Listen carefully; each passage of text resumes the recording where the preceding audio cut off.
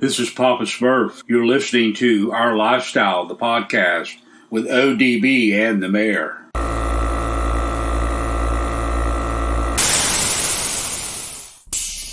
This podcast is brought to you by Custom Car Show Productions, which includes 4 annual car and truck shows. Search Google or Facebook for more information on these CCSP events. Orange Beach Invasion, which is in Orange Beach, Alabama, mid-March. After Hours Car and Truck Show, Mobile, Alabama, mid-May. Scraping the Coast in Biloxi, Mississippi, each June.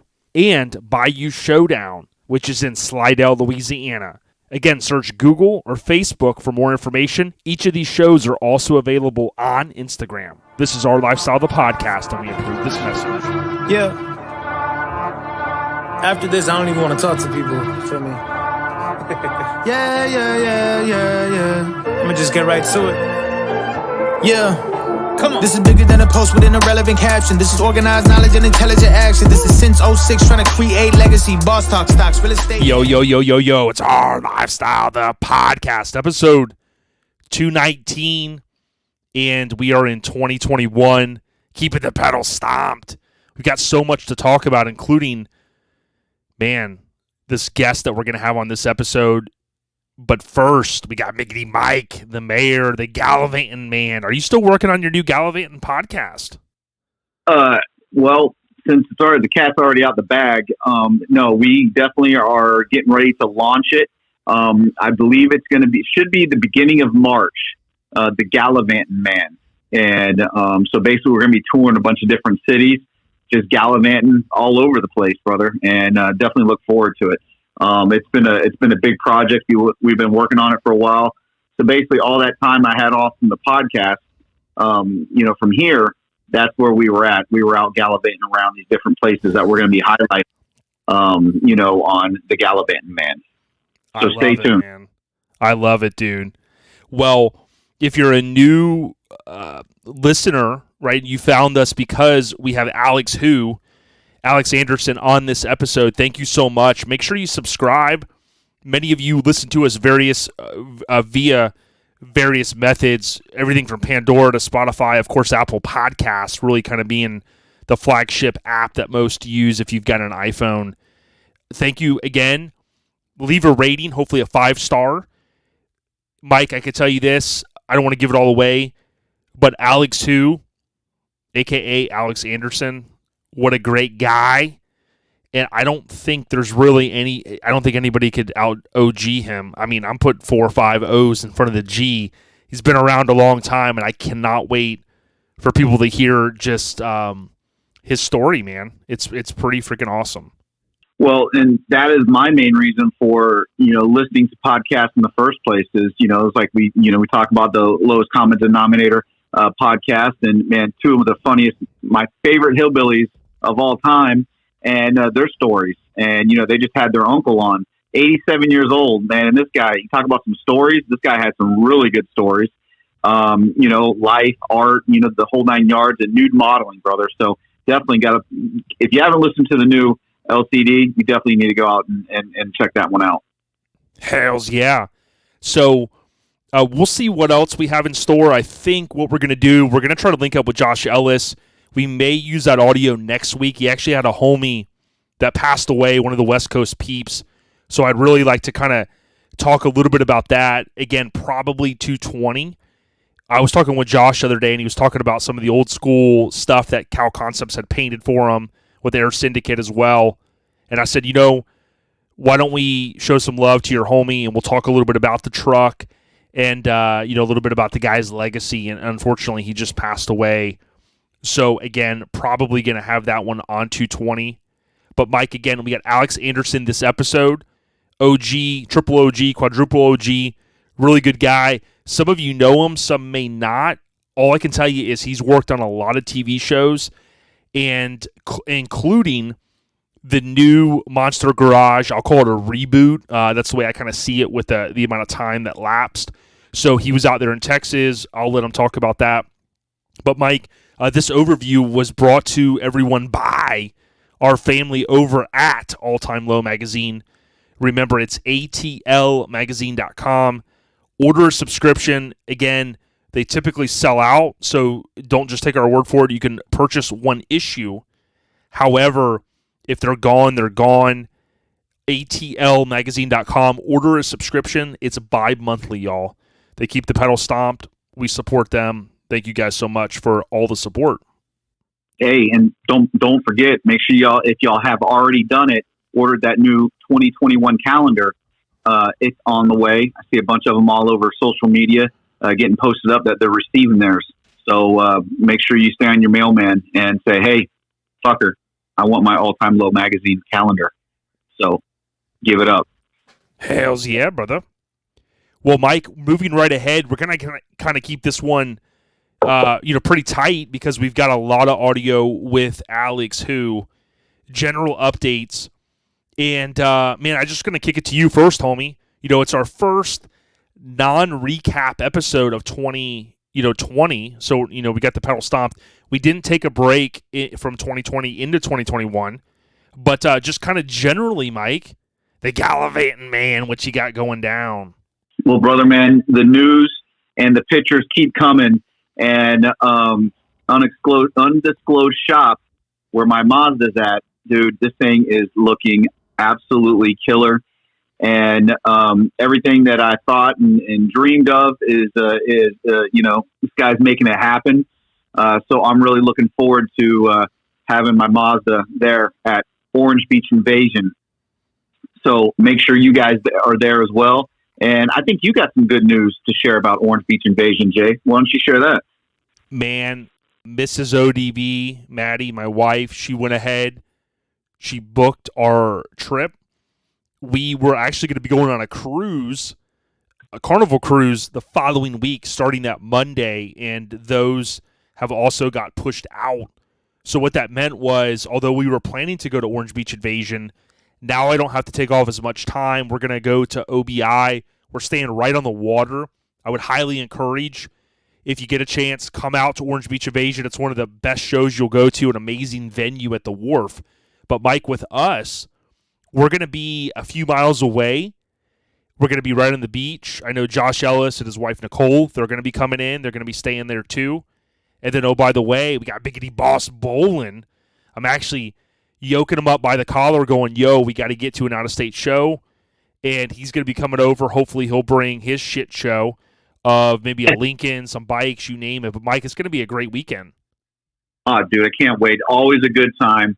And, I say it time and time again, it is my wife and my daughter's favorite show. So, if the wife and the kid approves, it's a damn good show. So, guys, don't be afraid to bring the wife. Don't be afraid to bring the kids. There's tons for them to do, and you can enjoy the damn show. And make sure you guys stop by and check out the OLP booth because we'll be right down there, center, pretty much right in the center of it all. So make sure y'all come down and check us out and pick up some swag. It's going to be a real deal, man. It's going to be a great weekend. OrangeBeachInvasion.com. You can actually pre-register right now. So, Mike, I know you kind of threw in there that you're also going to be bringing the truck. Man, I was thinking of some more mods for you, and I had a quick idea. I know, like in high school, you were kind of like the hotshot guy running around, kind of semi-rapping. You had the mullet. The word is, the intel that I had is you had a pretty cool, Camaro. You had the T-tops. So it got me thinking there's got to be a way that you could do the T-tops on, and you're going to have to figure this out because I'm not. But if you could do the T-tops with like the black deals that pop out, but then still somehow do the gold wing doors. So that, like, when you take off the T-tops, the doors come with it. Now, again, I'm not an engineer, right? I'm not even a fabricator. But somehow, then when you've got the doors or you've got the T-tops off, then you basically got kind of like a Jeep, dude. You got no doors on the motherfucker, right? So then you smooth in, like, all your door jams. You run all your graphics in there. Definitely don't compromise and really go full tilt, bro. You know what I mean? Because, best of show, every show. Dude, I like where you're going with this. And the shop where it's at right now, he's basically fixed a bunch of stuff that needed to be fixed. And I think my truck weighs about 100 pounds lighter now after some of the stuff that he's replaced and he's done. So that's a good thing. And I think the gold wing doors and the T-tops, I'm more than pretty sure he can definitely handle both of those things. So we'll see what happens here, Jay, because I think that's definitely possible. Good, man. Doc Brown Enterprises. And then that way, if they ever do, I mean, we know they probably won't make it Back to the Future 4, but if they do, you're in the running at that point, in my opinion. You know, that's just my thought. So we'll have to see, Mike. I think you got something there, brother. I think we're onto something. Well, the only update that I really have is it was kind of funny. Mike's calling it the smut rack. I got the new magazine rack set up in the compound, and I've always wanted to have one of those magazine racks, and I've got a bunch of extra magazines on top of the main collection, and went ahead and filled them up. And Mike, I had to go digging, and I found some rare ones I had, man, like the top shelf ones. Well, guys, what Jay's really trying to say is all those magazines that he's got in there, basically what he did is he chopped off the covers, and the covers are all show truck magazines. But really, that's all his porn collection, okay? That rack is strictly his porn collection. All those covers are just cover up. He ran out of 2 covers, and I seen the Penthouse in there, Jay, and I seen the Playgirl that was in there. So I know all the rest of them are all Playgirl, and they're all covered up with truck, covers. So guys, don't believe that shit. He's not been collecting all these mini trucking magazines and trucking magazines and sport truck and all that other crap. It's all Playboy, Playgirl, Penthouse, Hustler, you name it, something about big strap-ons or something. So guys, it's just a front, I'm telling you. Dude, you're killing me, man. In Back to the Future, remember, he had the Ooh La La. He had it kind of in there into the Gray Sports Almanac. So don't be trying to, expose the. By the way, they're not those. They're the other ones, man. I mean, come on, dude. All right, hey guys, I'm just telling y'all, don't believe all that crap that he's trying to spill. He tries to be Mr. Mini Truckin' and Mr. Truckin' and show you all these magazines, but basically he's taken all these from other YouTube channels and he's trying to make it his own for his cover up for his money. Yeah. So I'm telling you guys the truth. Y'all can believe what you want to believe. Well, I do have a line on issue 2 now, so I had to put the kind of the feelers out I was in the 80s and 90s mini truck club or car club. We had the homie Chris on, and one of the guys in the club or in the group came through, and it looks like he's going to have it for me, so that'll complete the collection. We'll have to see, Mike. We'll have to rip the cover off and swap it out. I mean, that's what you're saying I'm doing, so we'll have to see. But these general updates were brought to you by Hammered Weekend Wear. We would highly encourage you to visit HAMMERD weekendwear.com or click the link in their Instagram bio. Oh, by the way, they're also on Facebook. He is going on a world tour. It almost ended before the tour even got started because of the crazy weather up in the Northwest. But Riggedy Ron Perkins, as well as Hank. Hank's pretty much the diamond lane guy, right? He kind of rides along. That way, they can roll in the diamond lane wherever those are at. But they're going to be visiting a show near you. Visit their website, order some merch, or link up with them at an event. They got a few show specials that they'll sometimes have going on. Flannels, hats, shirts, you name it. Hammered Weekend Wear. So, Mike, we're going to kind of jump ahead here and kind of keep things rolling. We got the scene updates. And why don't you give an update on all of the hard work that you had put in to help out one of our brothers in the scene, and really a brother in our backyard that we've been down with a very long time. Dude, our boy Vic, obviously he's our homie. And guys, we were able, in less than 24 hours, raise almost $2,400. It was $2,384 to be exact. And hats off to our boy Sean Rose with Rose Metal Works for coming through, making that badass panel. And congratulations to Joshua Elkings, because he is the one that won that panel. But thank you to every one of you guys. Vic, obviously, is not in any condition right now, to be sending out messages. And he had to go back into the hospital, but he is okay. He's back home now. with his wife, Dee, and their daughter, and they're taking really good care of him. So he is back home. He is doing well. But just hats off to each and every, and thank you to each and every one of you guys that contributed to that $2,384 we were able to raise and send over. It's already been sent over, to Vic and Dee and, and his family. And he was definitely, thankful for each and every one of you guys. And, and hats off to Jesse Kidd. We had talked about this guy. Him and his wife were in that really bad accident. And this was approximately about a month ago. I don't remember the exact time frame, but I know it was approximately about a month ago. And the scene came together and they helped him and his wife out. So he was one of the last ones to reach out and wanted to help Vic out. Never met Vic. He just knew that the scene was there for him and his wife when they needed help. So he turned around and paid it forward. So hats off to Jesse Kidd and his family for helping out Vic and his. And great guy. And, I appreciate you guys. He even turned around and reached back out to us and just asking questions about how he can help. And, because he was helped and, his family was helped so much by the scene. He wants to give back. So just you guys keeping that. He has laid out clothing. So if you guys are interested in some shirts, hats, stickers, definitely reach out and support the homie, because he's definitely there supporting the scene.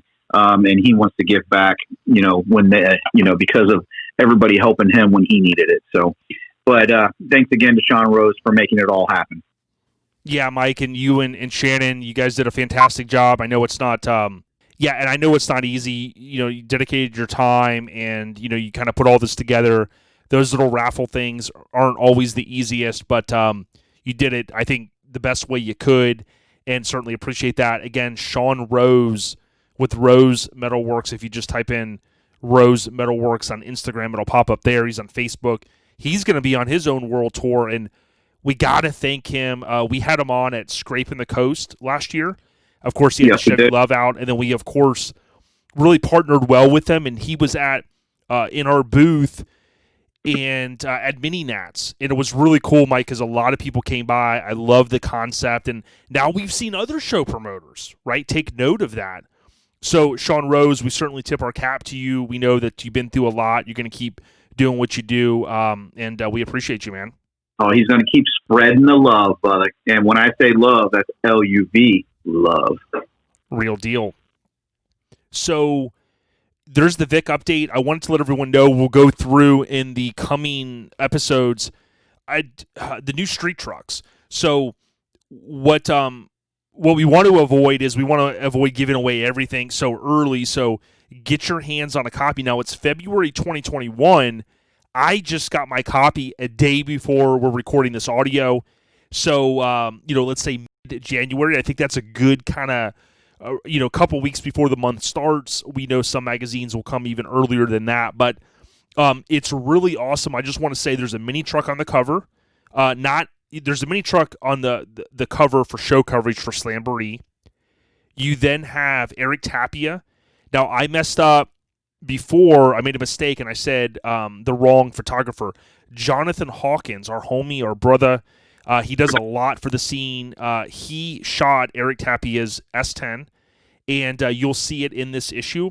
And then, Mike, you got Adam Johnson. And again, I know I'm giving away a little bit, but I had to just, dribble this out here a little bit. You have Adam Johnson shot Blake's Mazda, which, Mike, we received our Jason Feltham Fab Minis on the Rise award at Scraping the Mini Gnats this year. So that's also featured. So it's pretty cool. Our homie Adam Johnson, our brother, he's out there hustling. You got a couple of really cool minis in there. There's a lot more to talk about. But again, I would just encourage you, go to your local supermarket in Florida. In the South, we have Publix. You can pick up street trucks there. You got the sister publications, including the OBS Builder's Guide, so on and so forth. Get out there, support the real deal. Now, Mike, have you seen this stuff going on with the show scams? Dude, it is unreal how people can turn around And the one thing that I want to say is, guys, you got to know who your people are in the scene, because these people, I've seen their profiles after Jason Bell posted it up, and I know a lot of people, Jason Bell, and letting him know that, hey, listen, I got a ticket, I can't go, I want to sell it. He's going to know who's selling them and who's not going to sell them. So I'm hoping the Airhead Nation is smart enough not to be sending people money. And clue number one, when they start make sure, please, that you send it friends and family. Because, guys, the heads up, if you send anybody money through PayPal, friends and family, there's no refunds, okay? They can't give you a refund after you send it friends and family. So that's clue number one. Always get that protection, especially if you don't know who these people are. But stay on the actual page, the Mini Truckin' Gnat event page, because there's people in there that are selling the tickets. There's people in there asking for people that are selling the tickets. And Jason Bell's in there, and you're going to know who's legit and who's not legit. So just be smart, guys. Just be smarter. That's all. Be smarter than these dumbasses that are trying to scam you out of your damn money. Right. And usually when I see like a real cute girl and it's like no friends in common and she's like, hey, would you be my friend? Send me, I got a ticket. Just happen to have one. Mike, I don't know. I mean, maybe I shouldn't be saying this. I usually just send the money, right? Like the other day, there was a guy that told me like that I was going to, like something about buying some land in Africa. And I was like, dude, like that, bro, I couldn't believe how cheap it was. So, I mean, dude, I bought it. I'm excited. And, I'm feeling like I'm growing, I'm an entrepreneur now, Well, how much land did you get and how much was it? I mean, I don't know if I should share. I mean, it was like a couple thousand acres for only like a few dollars, like $1,000, I think. Oh, so, dude, that sounds like a deal. Can you send me that information so I can get me some too? Yeah. And I'm thinking about having a show there now, So. Smut that. But seriously, guys, we joke around a lot. Be careful. Don't be sending people. There's a lot of links, too, that you get in email. I don't know what it is lately. I get all these kind of emails like, oh, your iCloud is locked. What's your password? Click this link. It's like delete, or mark them as spam. Get them the hell out of your inbox. But then, Mike, I wanted to say, too, there's a few things I've seen on Facebook. And, just kind of keeping with my theme of, not spending a lot of time, trying to spend the least amount of time in social media, which I know that is like counterintuitive sometimes because you go, man, you got to promote your stuff and whatnot. But yeah, you do. But, sometimes you go, who cares? But I wanted to mention again that I saw Rob Rodell. He had posted tonight on Discovery Channel, also available streaming on Discovery Plus app. So I do want to give a little plug here. You will hear it later on. Just please, I'm not going to give it all away. Please go out there and find a way to stream Monster Garage. A lot of kinfolk in our scene is kind of a part of this. And I know Josh Ellis and some other people have watched it. I've seen some photos from it. I haven't had a chance to watch it yet. I'm going to do that this weekend. But when you listen to the audio with Alex, again, Alex has been tied to a lot of stuff. Go out there and stream. Let those executives know that, hey, this kind of stuff, whether it's your exact cup of tea or not, listen, we need more car stuff on TV, right? Whether it's Chip Foose or, all these awesome shows that are out there that really entertain us. And I know some people feel like, with Richard Rawlings, oh, he's this kind of guy, whatever. Listen, I watched a lot of those episodes and, now the show's gone. So it is what it is. And, Mike, I also wanted to mention Mark Larkin. We've had him on before. Our brother from Down Under. From Melbourne, he posted in the Melbourne Mini Truckin'. He said, awesome turnout last night. Thanks to everyone that came and met up and chilled. Watch this space, Truckin', have some plans for next year. So pretty cool. They're getting together down under. Remember, it's the summer down there right now in that southern hemisphere. And, man, you got anything else you wanted to cover?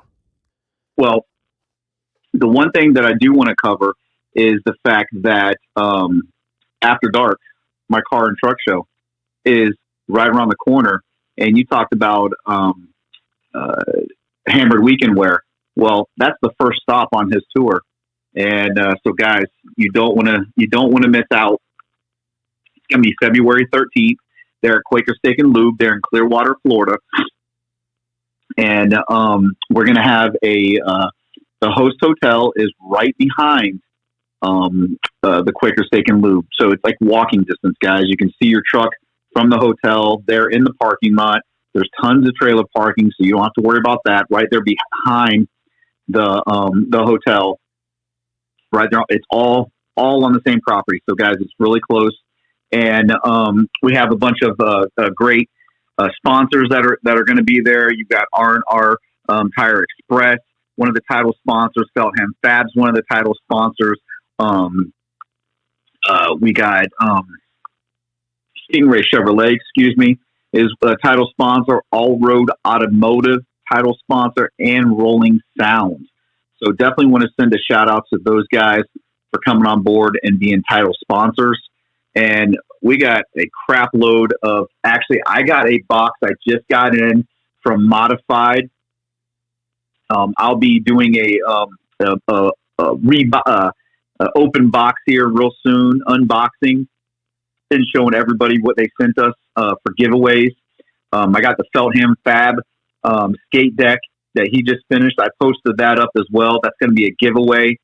Guys, the way we work this out with all of our vendors is each vendor is going to have raffle tickets there. So if they got stuff to sell, you go buy every $20, you get a raffle ticket. So the more money you spend, the more raffle tickets you get. We've already gotten the B-roll panel from Sean Rose from Rose Metalworks. So we got that. We got the Feltham Fab, the skate deck. I got a whole bunch of other stuff that's coming. There's going to be approximately 12 different items that is going to be up. The Bayer dual pack. I got them sending that to me.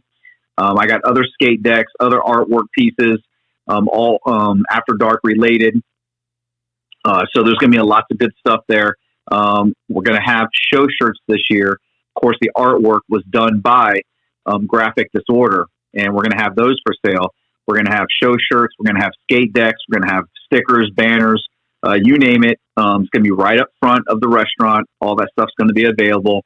Of course, we're going to have OLP there. We're going to have Graphic Mafia setting up vendor booths, R&R Tire Express, All Road Automotive, Hammered Weekend Wear, like I said. Drop and Wear is coming. Stingray will be set up.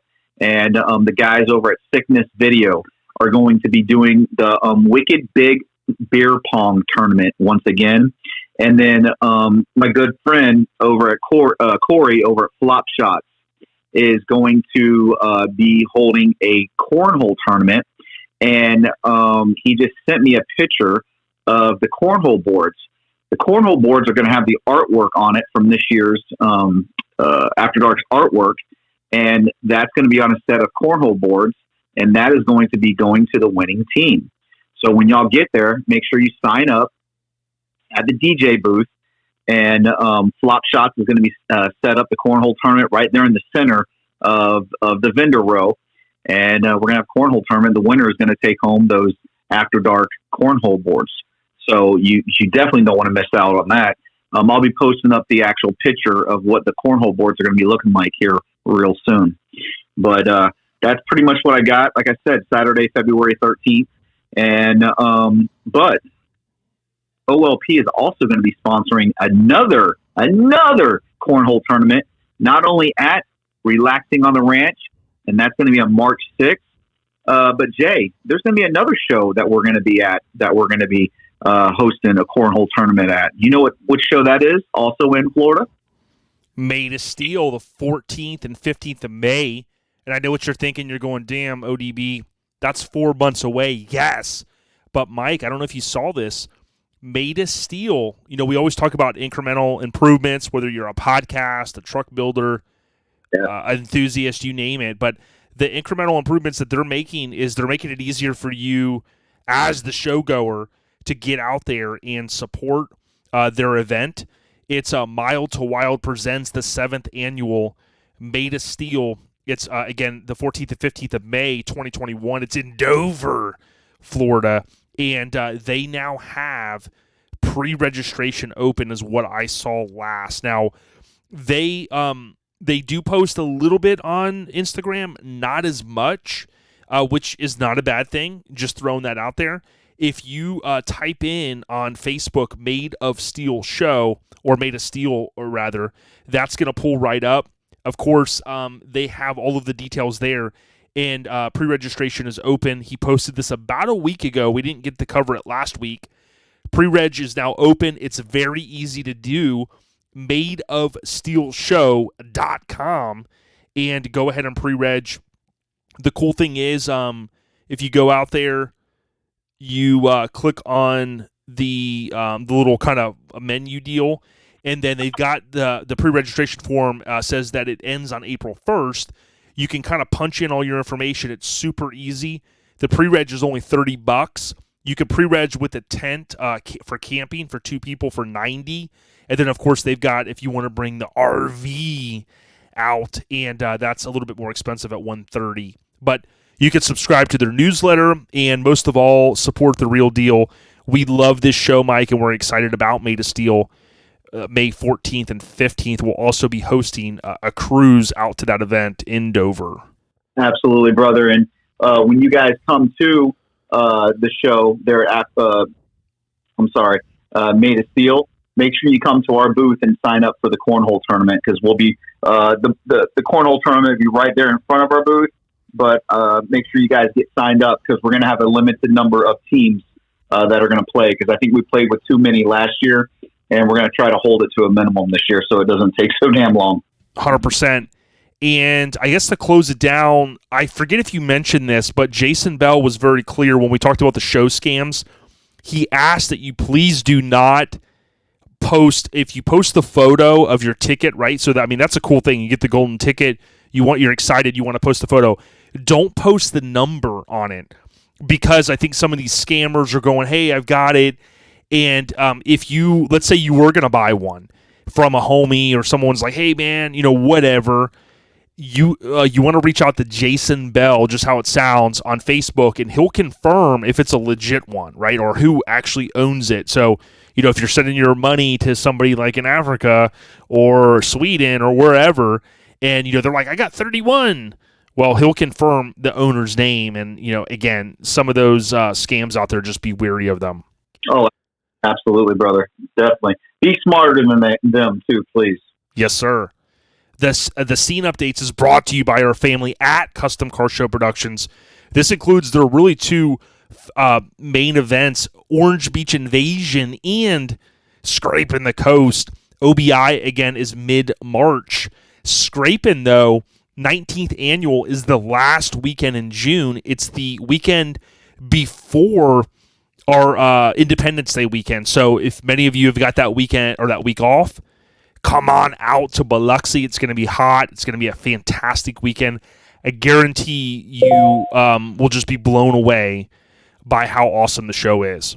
But they also have, of course, After Hours, which is that nighttime show typically in May. And then, oh, by the way, Biggity Bayou Showdown is on the rise. Amazing, amazing, amazing what they continue to do with that one. So all 4 events going down this year. Lock in via Facebook on their event pages. So, Mike, next we got the podcast updates. And, dude, man, I just want to say thanks again for the help. We've continued to streamline all of our operations, if you will, Mike. And one of the things that we continue to do is make the process when we close that pre-sale, we've got it down where we just touch buttons, bro. Like Nipsey Hussle said. You just touch a button, the email flies off to Brant, boom, they click. It's got everything in it. We already know. We planned ahead. We're super excited, Mike. Dude, I can't wait. This was definitely one of our higher pre-orders, to date. So we definitely appreciate everybody with all the support. They absolutely killed it on this artwork. It's one of my favorite ones, and I'm really excited about getting this one in, and it will be here before we go to LST. So all those guys that we're going to be seeing at LST, and you applied that coupon code for that free shipping, and we'll see you at LST. You'll have your orders there at LST. Be able to pick it up. Just come by the booth, and you can pick it up there at the booth. Biggity boom is better than in-store pickup. Michael, we even have your name. Probably Mrs. Mayor will have your name on the bag.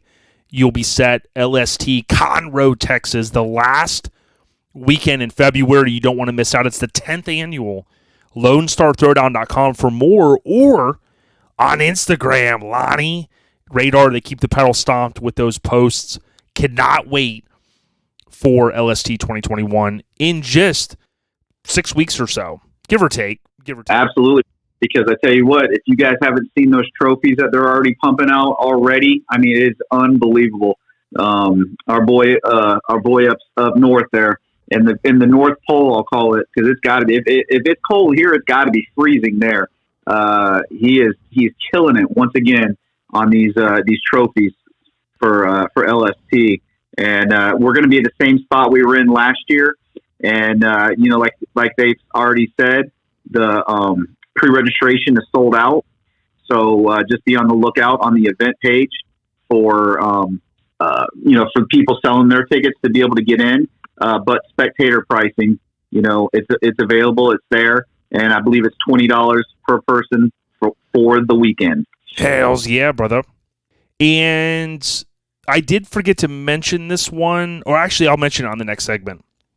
All right, so the podcast updates brought to you by Feltham Fabrications. We say it time and time again, Feltham Fab on Instagram or Feltham Fabrications on Facebook.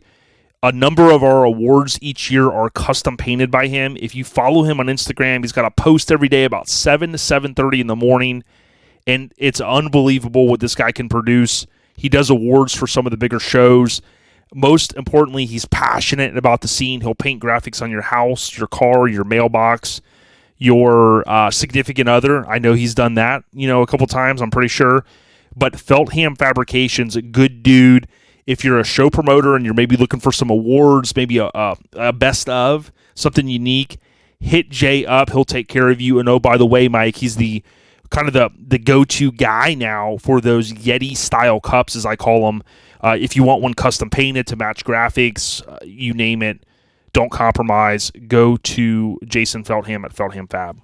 Well, I can tell you this: I got him on a secret mission, and this secret mission will be delivered at After Dark, and I can't wait for him to be able to give this gift to a certain somebody at After Dark. So, dude, wait till you see these pictures of this damn thing.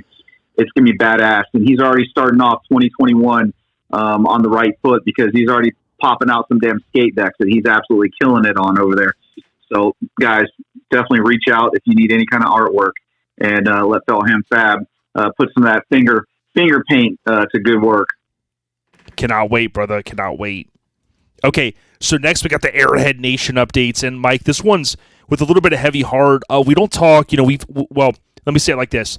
We've had Robbie Bryan on from Keg Media, and we know Robbie is, a big force in the scene with all the stuff that he's done over the years.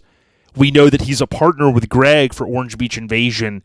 And just a little, if you guys, whatever you do, prayers, whatever, thoughts, Keena Bryant, his wife, had posted and said, my brother and sister-in-law are going through a hard time right now, and they could use some prayers. Please keep them in your thoughts and hope they get all the answers together for, it looks like, their child, Avery.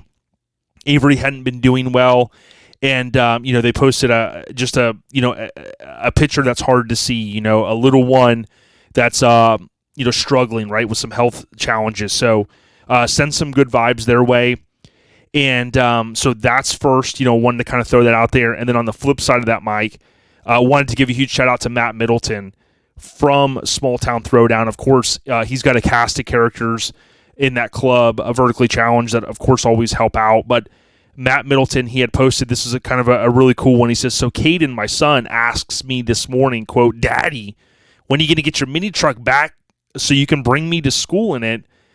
And, of course, he says, of course I'm working on it, man. I'm going to get that done. So, little man, Caden, Miggity Matt, stay on the rise, keep the pedal stomped, and can't wait to link up with the big homie very, very soon. I really love his rendering done by our family over at Rendered by Thor.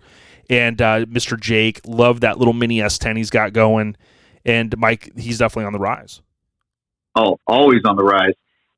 But talking about mini nats and tickets, here is a legit ticket, guys. The guys over at my favorite hillbillies over at the Lowest Common Denominator podcast, give them a listen, because on the next podcast, they're going to tell you how you can win a ticket to mini nats from them. So check out Lowest Common Denominator podcast and see how you can win a ticket to mini nats. And also, Daryl Poe, he wants to wish his beautiful wife and his best friend, Mrs. Nikki Poe, Mrs. Mini Truck of the Year, a very happy birthday. So, Miss Nikki Poe, happy birthday, sweetheart. Yeah, dude, that's what I'm talking about. Nikki, she's the real deal, Holyfield. You know, she really is. I could see her coming down the top ropes on him, and I think that she did with Daryl, because, you know, when we said Daryl won it, and you kind of corrected me, Mini Truck of the Year for OLP, I think she got a little frustrated, and she goes, that's it, and she pulled the ladder match out, supposedly. And she did one of those triple backflips and laid him out. So now I think she inherited the truck. Well, as much as she cleans it, I already think I think it's been hers the whole time. Because from, unnamed source, from what I understand, it's actually in Nikki's name. See, Daryl got in a lot of trouble, back in the day. And so pretty much everything they own is in Nikki's name, and it's not even in Daryl's name. So it truly is Nikki's truck, Nikki's house. It's all in Nikki's name. Hells yeah, bro. That's what I'm saying. They are up in West Virginia. Every time I see them, I always go, hey, what do you know about the wild and wonderful whites of West Virginia? You had Johnny Knoxville involved, and they get to laughing, and we start to start dancing around like was it Jethro? You probably haven't seen that one either, Mike. Let me say this. I already know you haven't, but listen, everyone. If you've never seen, some of you are going, what did he just say? The Wild and Wonderful Whites of West Virginia. It is an amazing, funny movie. It's real. Okay, these people are lunatics. I met a couple people at Mini Nats that know the family, the Whites. That's their last name, Mike. And I guarantee, bud, if we could somehow link up with them at a show, it would be amazing, bro. Well, I'm hoping it ends up happening, that me and Mrs. Mayer make it up there to Down for Dennis this year. That, of course, is the show that the Poes put on, and it's in the planning stages as we speak. So if anybody's interested, make sure you reach out to Mrs. Poe. That's Nikki Poe. She's the one that runs that as well. So, let them know, hey, I'm going to help you guys out, and sponsor, vendor, whatnot, and get that taken care of. Get it taken care of quick. But also, Jay, we got something going on this weekend in Orlando. You know anything about that? Yes, sir, and I know you're going to be able to make it. I'm going to be honest, I can't. I've got some things going on. The Packers are in the...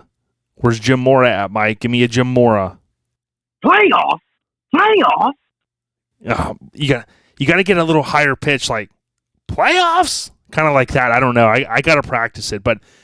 I do have some stuff going on this weekend. I'm going to be helping my mom with some things. She's going to come by, in lieu of Papa Smurf no longer being with us. We would always watch the games. We'll have some brats going.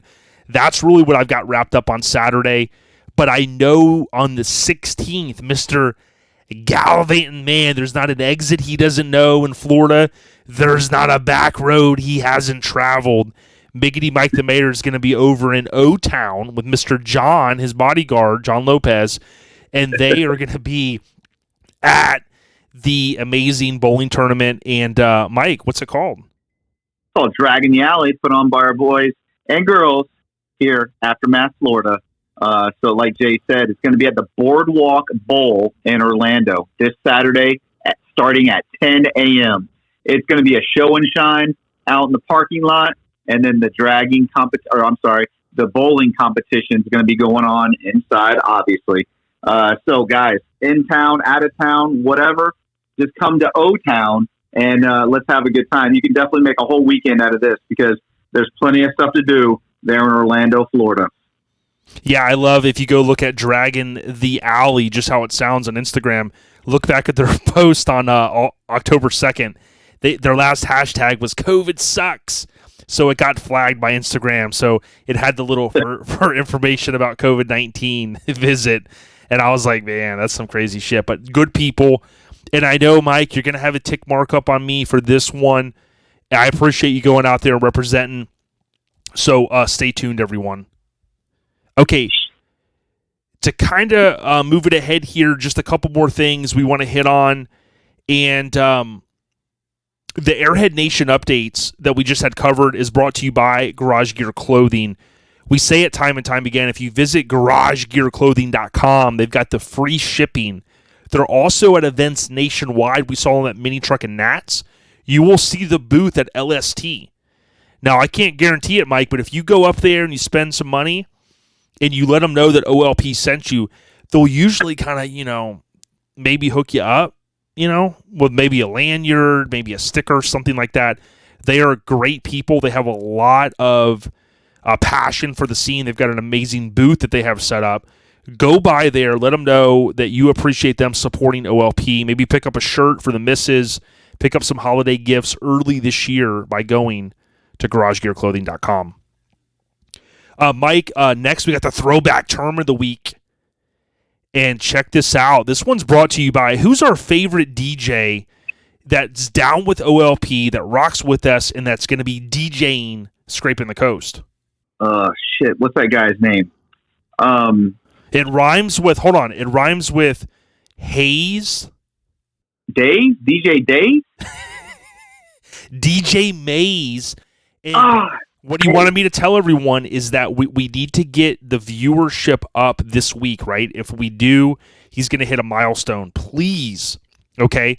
I know you're not going to hear this till Friday, maybe Saturday. Download Twitch, okay? Not Twitter. Download Twitch. It's free. You put your name in. It's easy, I promise. And search DJ Maze. That's Maze, okay? You'll get a notification Saturday night.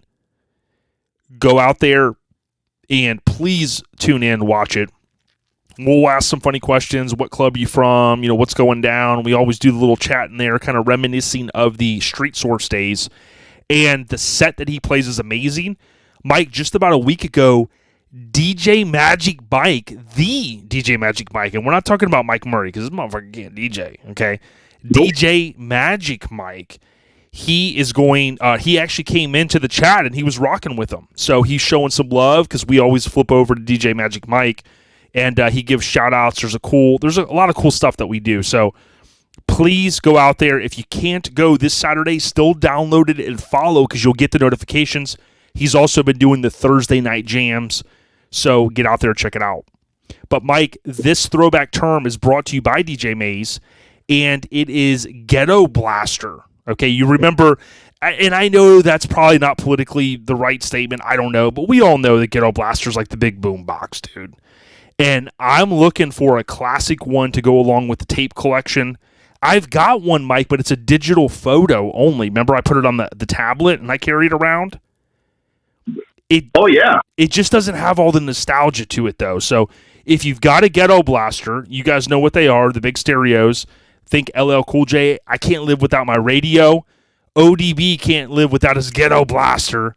Thanks, DJ Maze, for the shout-out there in terms of the throwback term of the week, Mike. And I don't know, man. I think that's it as far as the throwback. Dude, all I know is my Ghetto Blaster back in the day was 615s in the back of my damn S10 extended cab. So that was pretty ghetto blasted, let me tell you. Lies. And I want to also remind you on Garage Gear Clothing, there's two more things you can do. You can follow them on YouTube. They got amazing, awesome content. And Mike, I know one of your favorite apps. I'm not even on it. TikTok. Lonnie said something about watching the videos, watching the TikTok. I'm like, I don't know, Lonnie, man. What's TikTok? Well, Lonnie has got over 50,000 followers on TikTok. And he puts out 2-minute videos.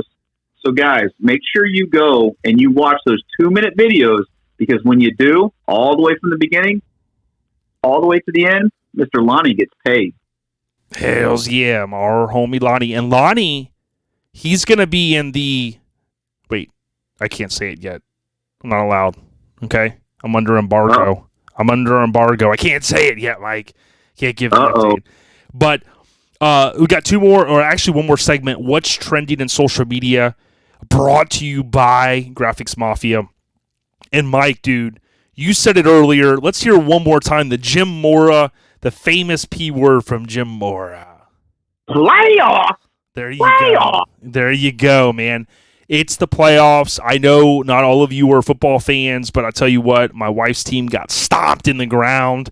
She, as Papa Smurf would say, yay, they're gonna pull a hamstring jumping on the bandwagon. I know the Bucks fans are too. After this weekend, potentially. And this one's going to my brother Bill, who we saw at Mini Gnats up in Wisconsin. He goes, yo, Jay, yo, ODB, if we don't get a Go Pack Go this week, I'm not your friend anymore. So this one's going out to my homie, my brother up in Wisconsin. Go Pack Go. The era of Brett Favre, the old school days are gone, and we've got A-Rod, who, Mike, I might have to argue with you on this one. I think he's got the MVP, dog. Yeah. Do you know how many MVPs this will be if he wins the MVP this year? I think it's going to be Trace, right? Third? Okay, I was about to say Trace. I've never heard Trace before, but just number 3 if he wins. Such a white boy, man. I know. Rolling in my 6 tray. So, all right, we got what's trending in social media. So again, please, if you get a chance, Graphics Mafia. If your business is looking for some stickers or you're looking for some vinyl stuff, maybe your wife or a significant other for the holidays or birthday, you want to put one of those crazy stick figure things on your back window, they'll take care of you. They'll do wraps on your vehicle. They also do a little bit of embroidery stuff. I think they kind of dabble in a lot, but you got to go out to Graphics Mafia and you got to hit them up. So you got to go out to graphicsmafia.com. That's graphics with an X. Follow them on social media, including Instagram and Facebook. So, Mike, really the last thing is the West Coast influence. I want to just remind everyone that Radar does a lot for the scene. He's a partner with Lone Star Throwdown, of course, Garage Gear Clothing. But West Coast Influence on Instagram has a lot of followers, and he has sold a lot of DVDs and Blu-rays over the years. And I would highly ask, if you haven't seen it, and you're a mini truck fan, maybe you've got a little small collection of magazines and some DVDs, maybe a little bit of smut in there, make sure you order the West Coast Influence. It's simple. It's minitruckfilm.com, Mike. And when you do, add OLP into the notes. Let them know that we sent you. Mike, that's all I can think of, man. I mean, this Alex interview is just, it's busting through the seams, ready to roll out. And I can't thank him enough for his time. Dude, I'm really looking forward to listening to this one. The guy is the who is who of the mini truck scene. And this one is definitely going to be up there with one of my top ones. I can tell you that, especially after some of the stuff you've already told me. So I look forward to it. But definitely, hey, have a great rest of the week. Hopefully this rain stops and we can go on and have a good weekend. Yeah, real deal. And the last thing I want to say is, I know some of you might be new to the podcast, as I mentioned earlier. Our audio might sound a little different this week, and it's because my internet went down earlier. So we did record this one just straight through Bluetooth, right? Which is typically not how we do it. So if you've been a long-time listener and you kind of hear a little bit of, man, it sounds a little different, totally got it. Again, when Mike knows when the show must go on, I keep the pedal stopped, and instead of copping out, we said, hey, how can we mix it up? And this is what we did. It doesn't sound bad, but I just wanted to let everyone know that's where you might hear a little bit of a difference, Mike. So, dude, appreciate you, bro.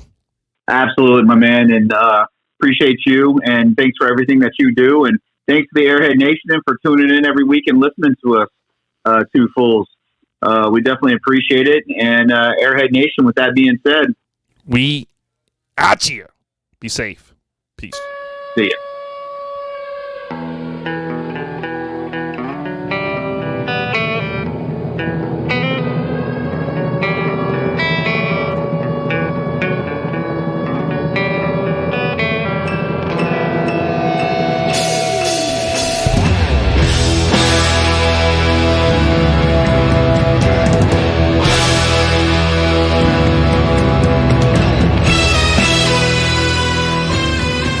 Yo, yo, yo. And as I mentioned, we got Alex Who. He's been on the list a minute.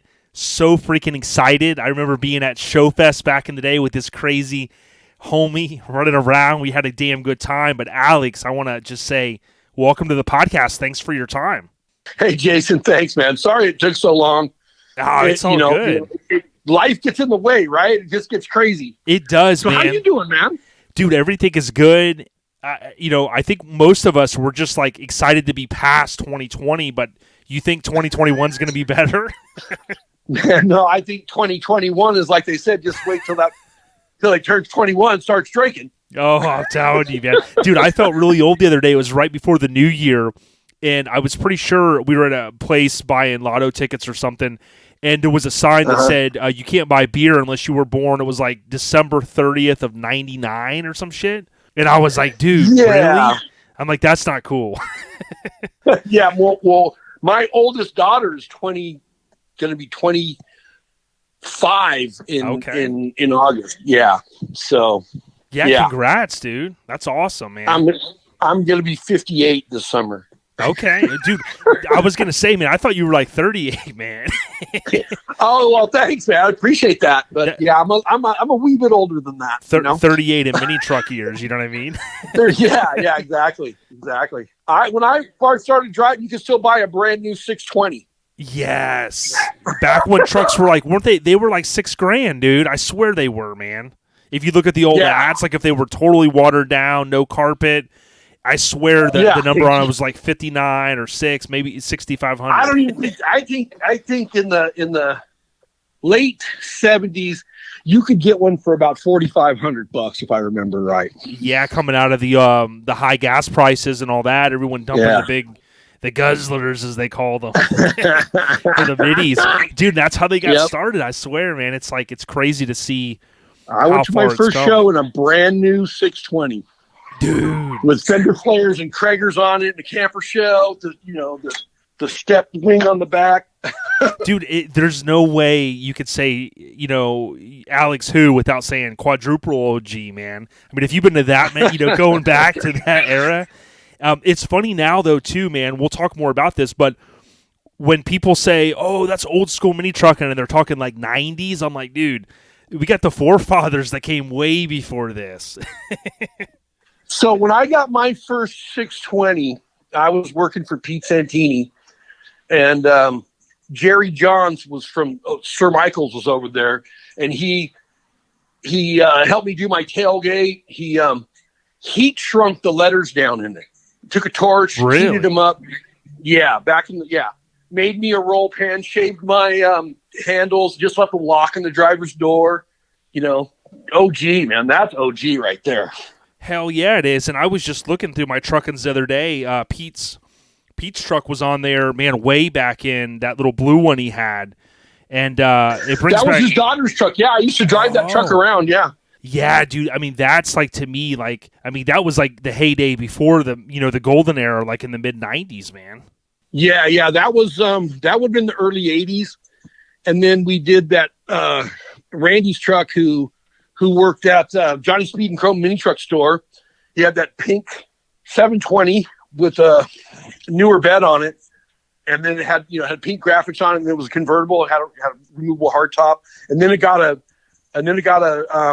convertible top, a real convertible top, a canvas one, a blue canvas one. Really? License plate was pink. It was on the cover of on Truckin. The license plate was on his pink vert. Bob Grant is actually doing like a tribute truck to it right now.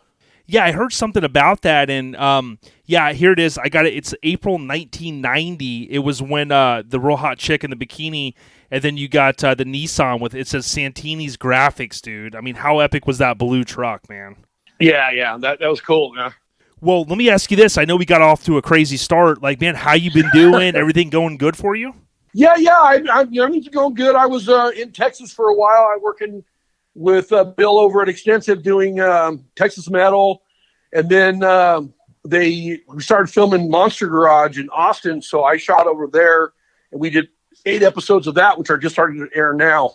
Yeah, I can't wait to talk about it, man. You got a lot of stuff we can hit on, and I wanted to kind of start and just maybe give a little bit of background about yourself for the listeners, maybe where you grew up and everything, Alex.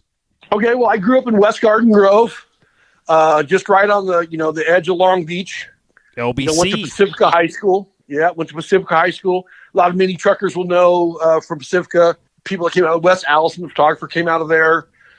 Jeremy Cook, editor of Truckin magazine, came out of there. Lance Laverty, Johnny Garrett. There's a bunch of people that were in the mini truck and Volkswagen community that would know those people. What a fucking era, dude. I mean, so many greats. Yeah. And we got to get Wes on. That's my goal this year. We've got some cool news to share with him. I mean, he was a huge contributor to mini trucking. And, to your point, I mean, you think about just what an era it was, man. I mean, you grew up, too, in the heyday coming out of the 70s with skateboarding, BMX biking, all that greatness, dude. Yeah, that was, and West Garden Grove was a big hotspot for all that stuff. We did have a pretty cool little community. Like I said, I grew up there, and I used to walk home past Pete Santini's house, and he was painting. It was actually his parents' house back then, and he's painting, dragsters or T-buckets in his mom and dad's driveway. And so I just stand there and stare. Yeah, imagine if we had camera phones back then. You think about it, it's like, oh yeah. I mean, if you didn't have a Polaroid, for the most part, I mean, you weren't taking. I mean, dude, just epic times. Yeah, then later on they came out those disposable cameras, but most of those pictures I got taken never even got developed. You know what I mean? So, right. Yep. So, I mean, I was going to ask you how you got involved in the automotive scene, but you kind of answered it. I mean, you grew up among greatness, man. Well, here's what happened. I was a little bit in trouble, getting a little bit of trouble in high school days. And, they wanted me to go do like a ROP program from school. Uh-huh. And I told them, you get me a job at Custom Paint by Santini, I'll go. If not, you guys can pound sand. And they called Pete and said, hey, you want a guy to come work for you for free for 3 months? For 4 hours a day? He's like, yeah, sure. So, I went down there, and I spent a year down there. And I was there at 8 o'clock in the morning till 7 o'clock, 6 o'clock at night. I lived there. I can remember the painter down there, like my first day, he's like, hey, grab that DA right there and sand this car right here. And I'm like, what? He goes, grab that DA right there, sand this car right here. I said, what? He goes, starts yelling, grab the DA, sand the car. I'm like, yeah, man, I heard you the first time. What the fuck is a DA? I was a kid. Man. I was 15. Yeah, you're like a DA. I'm like, I don't know. TNA? DA? What's a DA? Yeah, what's a DA? Oh, man. That's funny as hell. Now, when you think back to that era, like, what was, like, maybe your first vehicle or some of the vehicles you rolled in back in those days? First vehicle I had was a 67 Bug that I bought for $1,000. It looked like it wouldn't move under its own power. Really? So I had that. I had a couple of Corollas lowered, and my first mini truck was a 74 620. That, like I said, that where I was working at Santini's at Jerry John's. I wish I had pictures of all these cars. I don't even have pictures of most of them. I know, because it just was in that era. I mean, even me going to high school in the 90s, it was like, I mean, I don't even have any photos then. I think the kids today, they don't realize, like, because they have iPhones and Androids and all this, you don't even think about the fact, that we didn't have film, you didn't have a photo. Yeah, about 3 years ago, they made an announcement. They said, as of today, more photos are taken every single day than were taken in the history of all man before that. Wow. So the day before that, they had taken, say 10 million pictures were taken, and now today we take 10 million and one pictures a day. And by now, that was got to be 3 or 4 years ago. By now, it's got to be, we're taking 4 times the amount of pictures that were taken by you know what I mean? Oh, yeah. So now, speaking about the old school days, okay, what kind of talk to us about some of those early mini truck runs that you started going to? Like, circle what year are we talking, man? Well, I used to hang out with some of my friends were in they were Night Moves mini trucks back then. This was all like 620s, back then. And we went to, you'd go to the stuff over at the park over there in Long Beach. I can't think of what it's called right now. The name of it, the big Eldorado Park. So there'd be like big shows over there. People go over there on Saturdays and just wash their trucks on the grass, which was, I always thought that was kind of strange. But, you go there, like, we'd go to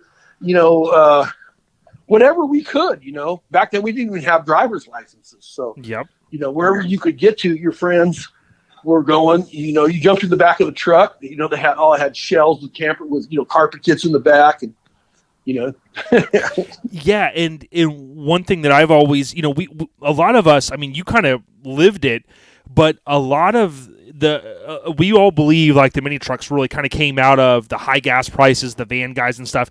Do you remember, like, did you see like were the mini guys starting to roll, like the younger crowd coming up and the van guys were the older guys, or did you happen to see any of that kind of migration of the two genres? Well, so mini trucks evolved from vans, like basically the whole custom aspect of it. Vanners, Yes. in the 70s. And then, when you were a kid, so let's see, I got my driver's license in 1979. Mm-hmm. So 1979, if you had a 65 Mustang or something, you could still buy a 65 Mustang back then for $3,500. Mm-hmm. 68 Camaro, clean 68 Camaro, $3,000. Crazy. Yeah. But for custom stuff, there was nothing like mini trucks and Volkswagens, man. If you were into custom cars, most of the people that I knew, that's what they're building. They're building Volkswagen, Cal look bugs, or, lowered mini trucks or lifted mini trucks. Santini had another on the cover of Truckin'. It was a silver one, purple and blue graphics on it. Yeah, because that era was defined, and people may not recall, but it wasn't just defined as like before the trucks were body dropped and airbagged. As they were skied. You had the Nissans and everything. To lift them than it was. Yeah. Before people started doing notches in the frame. You could get a truck low, but you're sitting on the frame rails. You sit on the frame rails, the bump stops in the front. You needed a kidney belt just to ride in the truck. And that we didn't get past that, for a while. That didn't happen till like the early 90s is when they got past that. Yeah, and like even one of my favorite trucks, Alex, is like the Skybody one. I think Gendro even worked on it. Yes, Gendro built most of it. That's Mike's truck, Mike Collins' truck. Yes. Yeah. So yeah, that thing was crazy. Yeah, and like the painted frames and all that stuff, and it kind of it's kind of cool when you look back to your point. If you look at the old Truckin' magazines, there were a lot of the lifted minis, and you had the cool, like everybody had the real nice shocks. You had the KC lights, but they were all chrome shocks with colored boots. Yes, colored boots, man. There you go. Remember those nets they would put on? That was probably big in Cali. Remember the little nets that people put on into their tailgate? Oh yeah. That was like a big craze. I wasn't, I got out of the scene for a little while. I had a little. Me and the government didn't agree on things for a couple of years. So they sent me on a vacation for a couple of years. Yeah. Hawaii. It was a state-sponsored vacation. Yeah. Yeah. Well, you get free food, and it's a cool. Yeah, exactly. Free rent, all that stuff. Yeah, well, if you think about like when you got started into it, and I know you're not a guy that boasts, but congrats again on the Mini Truck Hall of Fame, because you are a guy that was like at the infancy of this greatness, and then a couple years ago, I want to tip my cap to you for that, man. Well, thank you, man. I am very proud of that. And I've been on the committee, and I help do that every year. And when they first, when I first got nominated, I'm like, oh, I'm not going to vote on, I'm not going to vote for myself. Right. And then they go, and then somebody said, oh, well, Alex, we need you to do a little bio on yourself for the Hall of Fame. And I said, well, that kind of, if you don't know who I am, isn't that kind of silly for me to make a bio? It's the Hall of Fame, right? Right. When you talk about the Hall of Fame, you should know who. So I wrote some shit out real quick and sent it in, and a couple of the guys on the committee go, holy shit, I didn't know that you did all that. And they're like, okay, you got my vote. Yeah, it's like boom. So. It's like boom. Now, talking about the truck shows and stuff, I know you were really close with Courtney Hollowell, rest in peace. What's maybe a fun story that you can think back? I mean, I know there's a million of them, but what's one thing that kind of brings a smile to your face? Man, so many things. I can remember going over to his house. We had the the white trash hoedown, and Courtney shaved my head into like where I had the cul-de-sac. Courtney, Courtney was one of those guys that you just couldn't put your finger on it. You know what I mean? Yeah. He could, he told me once, Alex, I'm worried about you, man. I'm worried about you. And I go, yeah? He goes, yeah, I think you need to see a doctor because you ain't right. Now, he meant it, and I did, and most people say that to me, I'm going to punch you in the mouth. Right. You know what I mean? But Courtney can say stuff to you like that, and you go like, you're probably right. Let me go see if I can find a doctor and we'll talk to you. Yeah, he's one of those like good friends, like the lifelong friend that could give you advice that he could say, hey, man, you're doing this too much or whatever, and you don't get pissed off. I'll tell you right now, if it wasn't for Courtney Halliwell and Pete Santini, I'd be asking people, would you like fries with that? I guarantee it. Wow. Courtney could. When I got inducted to the Hall of Fame, Kevin Coons, the captain, he was the one that inducted me, and he said Courtney always sent the ladder back down and helped other people up. And that's what I've always tried to do. I've always tried to get people into if I get it starts working out for me, I'm like, hey, you know what? You need to get this person in here. Mm-hmm. So that's how like I've worked with all the people I've worked with. Amazing. Yeah. And you went to a lot of shows because you grew up in that era. There were so many river runs and all that. So like you had to have went to a lot of shows like side by side with Courtney. Yeah. Well, me and him went to Show Fest back in 2003. Mm-hmm. That was we're just going to leave that as off the table for right now. Well, I don't know if you remember this. Or the guys that were, some of the guys that were running down the moats, I was the one yelling, going, hey, this is Alex from Monster Garage. First winner gets a Jesse James motorcycle. And you're going, this guy's a lunatic. That's right. We had a good time. We had the apparel department ship a whole bunch of hats and shirts and stuff, and my luggage got lost, and I didn't have no clothes except for whatever was in that apparel box. That's funny. Yeah. It arrived Saturday night at like 2 a.m. My luggage did. And me and Bill Carlton drove over in the H2 and picked it up. And then we went back to the hotel, and then we got up like 3 hours later and went to go drive home. That's crazy, right? Yeah. When you think back, like, and I look at the old Truckin magazines and mini Truckin and stuff, like the 80s into the 90s, the like Parker, Arizona, and all these river runs, you had the wave runners and jet skis and the boats cruising and stuff. Did you go to some of those shows and realize like the epicness that was going on? 96, 97, 98. That was the heyday for us. I mean, whenever I think about mini trucking, that's what I think about. I think about like 98 Show Fest. I mean, Spring Slash. Yes. Rezo. I don't know how many Rezos I went to, freezing your ass off. And I went to so the only one I went to is when Severed, when we had our 10th. And I remember they call each chapter rep up to talk, and the guys at the time were like, oh, you go up there, Jay, you like to talk. And so we go up on the little makeshift stage and we're looking out, and I remember looking out at Courtney, was standing out there with all of his Severed brothers, as an NC brother. Yeah. And, just kind of was like, taking it all in. Yeah. Yep. There are a few of us. There's about 10 of us that have both logos. Yes. Yeah. Like the OGs, like kind of that. I think the Cali, Arizona guys kind of had that bond, Yeah. So I have both logos. Brett has both logos. Courtney had both logos. Pincushion has both logos. Mm-hmm. I believe Derek Mallet has both logos. There's a few of us that actually have both logos.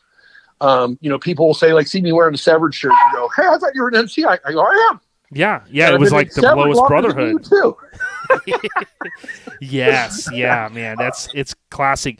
Now, I got to ask you this because everybody wants to know, like, how did the Alex Who moniker start? I mean, there's got to be a cool story behind it. Well, there is. It originally started back in about 2003 at SEMA when I was working on Monster Garage. Me and Jesse were there, and a bunch of the Arizona guys were running around. And everywhere we went with Jesse, you could take 2 steps, and then it was pictures and pictures and autographs, pictures and autographs. Take 2 more steps, pictures and autographs. So a bunch of the AZ guys come running up. Oh, there he is, man! There he is, right there. Let's see if we can talk to him. And they run up and he just said, "What's up, fellas?" And I'm like, "Hey, man, yeah, we need to talk to that guy right there." And they want to come talk to me. So, and that was where it started. So it was just kind of very like an inside story, an inside joke. And then in 2006, I believe, me and Bobby McCurdy, better known as Bobby James, because we told some girls at Vegas at a nightclub that was Jesse James's little brother, and to this day, Jesse still calls him Bobby James. So me and him had a shop in Arizona. I mean, in Vegas, and Adam Kroll from Big Time Threads made us a couple of shirts just kind of as a joke. They said Big Time Threads on the back and on the front. Bobby had "I know Bobby James." Bobby had "I know Bobby James," and mine said "Alex who." So that was kind of the running joke. Alex who, Alex who. So whenever people would go, "Alex who?" and you'd go, "Exactly." Yeah, and we had Bobby on it. What a great guy he is too. Yeah. Bobby's one in a million for sure. So when I was in Berlin back in 2008 with West Coast Customs, in the West Coast Customs shop out there, I was with the Evil Jared from the Bloodhound Gang, and me and him, when you're around Jared, you tend to get drunk a lot. So we got really drunk at a nightclub that had a tattoo parlor. There's this club called White Trash Fast Food, and we were there, Wally's place, and went to the tattoo parlor down in the basement, and I got my knuckles tattooed with Alex Hill. Yeah, so classic, man. And there was even a shirt, right? Was there a shirt that had that on it? Well, now there's I've done like 4 different designs of shirts. There's one that says, Alex Who doing dipshit things with my dipshit mini trucker friends. There's hats that say dipshit under the brim. I've done skateboard decks, stickers, hats, shirts. I'm going to be doing some more shirts, so I'll make sure to send you one. Yeah, I got a sticker. I forget where I was at, and somebody had a couple, and I was like, I need one of those. Like, yeah, no problem, man. And there's 2 different stickers. There's the die cut one, and then there's the round one. I think I've got the die cut one. Yeah, and I'm so OCD I don't unstick them because then if you stick them somewhere, then you can't stick it anywhere else. I got a suitcase full of stickers, different stuff. I got some stuff, from Jesse. Makes the coolest stickers. Like you'd come there, the box would show up and it'd say, "I'm from Long Beach, motherfucker," and, pro, anti, just different shit. Yeah, the pay up sucker one was the famous one. Built with pure hate. Yeah, built with pure hate. So all these different stickers. So I just got a collection of stickers. yeah, there's almost nothing better than stickers, man. It's pretty cool. But yeah, it's almost a strange thing. Like I tried to explain to my chick one time, and she just didn't get it. My wife doesn't get it either. Like, I went to the skate shop the other day, and I bought a couple old Santa Cruz. They're like pink ones, and I was like, man, these are fire, man. I got to get them, and they're like $2. I'm like, you can't go anywhere else and buy something for $2 to make you that happy. Yeah. I was thinking the other day, I need to get an Alba Skate sticker again. Yeah. And remember, I had the my cousin was in a band with him back in the day. So, really?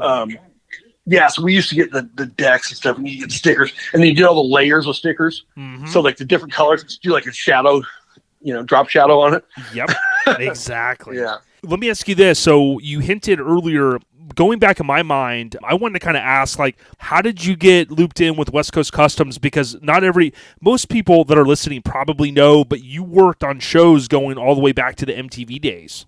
Okay, yeah. So I got hooked up with Ryan at West Coast in the 97. Mm-hmm.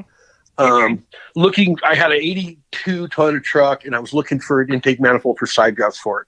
And I went down there and met, and we became friends. And then my 97 truck is the body drop tech story called The Ultimate Low with the one with Adam's truck on the cover. Or no. Yeah, no, Adam. The one with the 4Runner back end on it? Yeah. So that's my truck. And me and Ryan just started talking. We hit it off. He goes, "Hey, man, can you build me a step notch?" He showed me a picture of like a step notch. I'm like, "Yeah, sure." So I was working in a machine shop back then. And and then he wanted me to build him some license plate hangers for his 4Runner that were in the door jamb and came out through the door gap in the rear door. So I built those and just started building stuff for him. And, so at one point I was building all the airbag mounts and step notches and all that stuff that he was selling online. Got it. Like, you go look at all the old Street Trucks magazines, the back cover was a West Coast Customs ad. I built most of that stuff in the ads.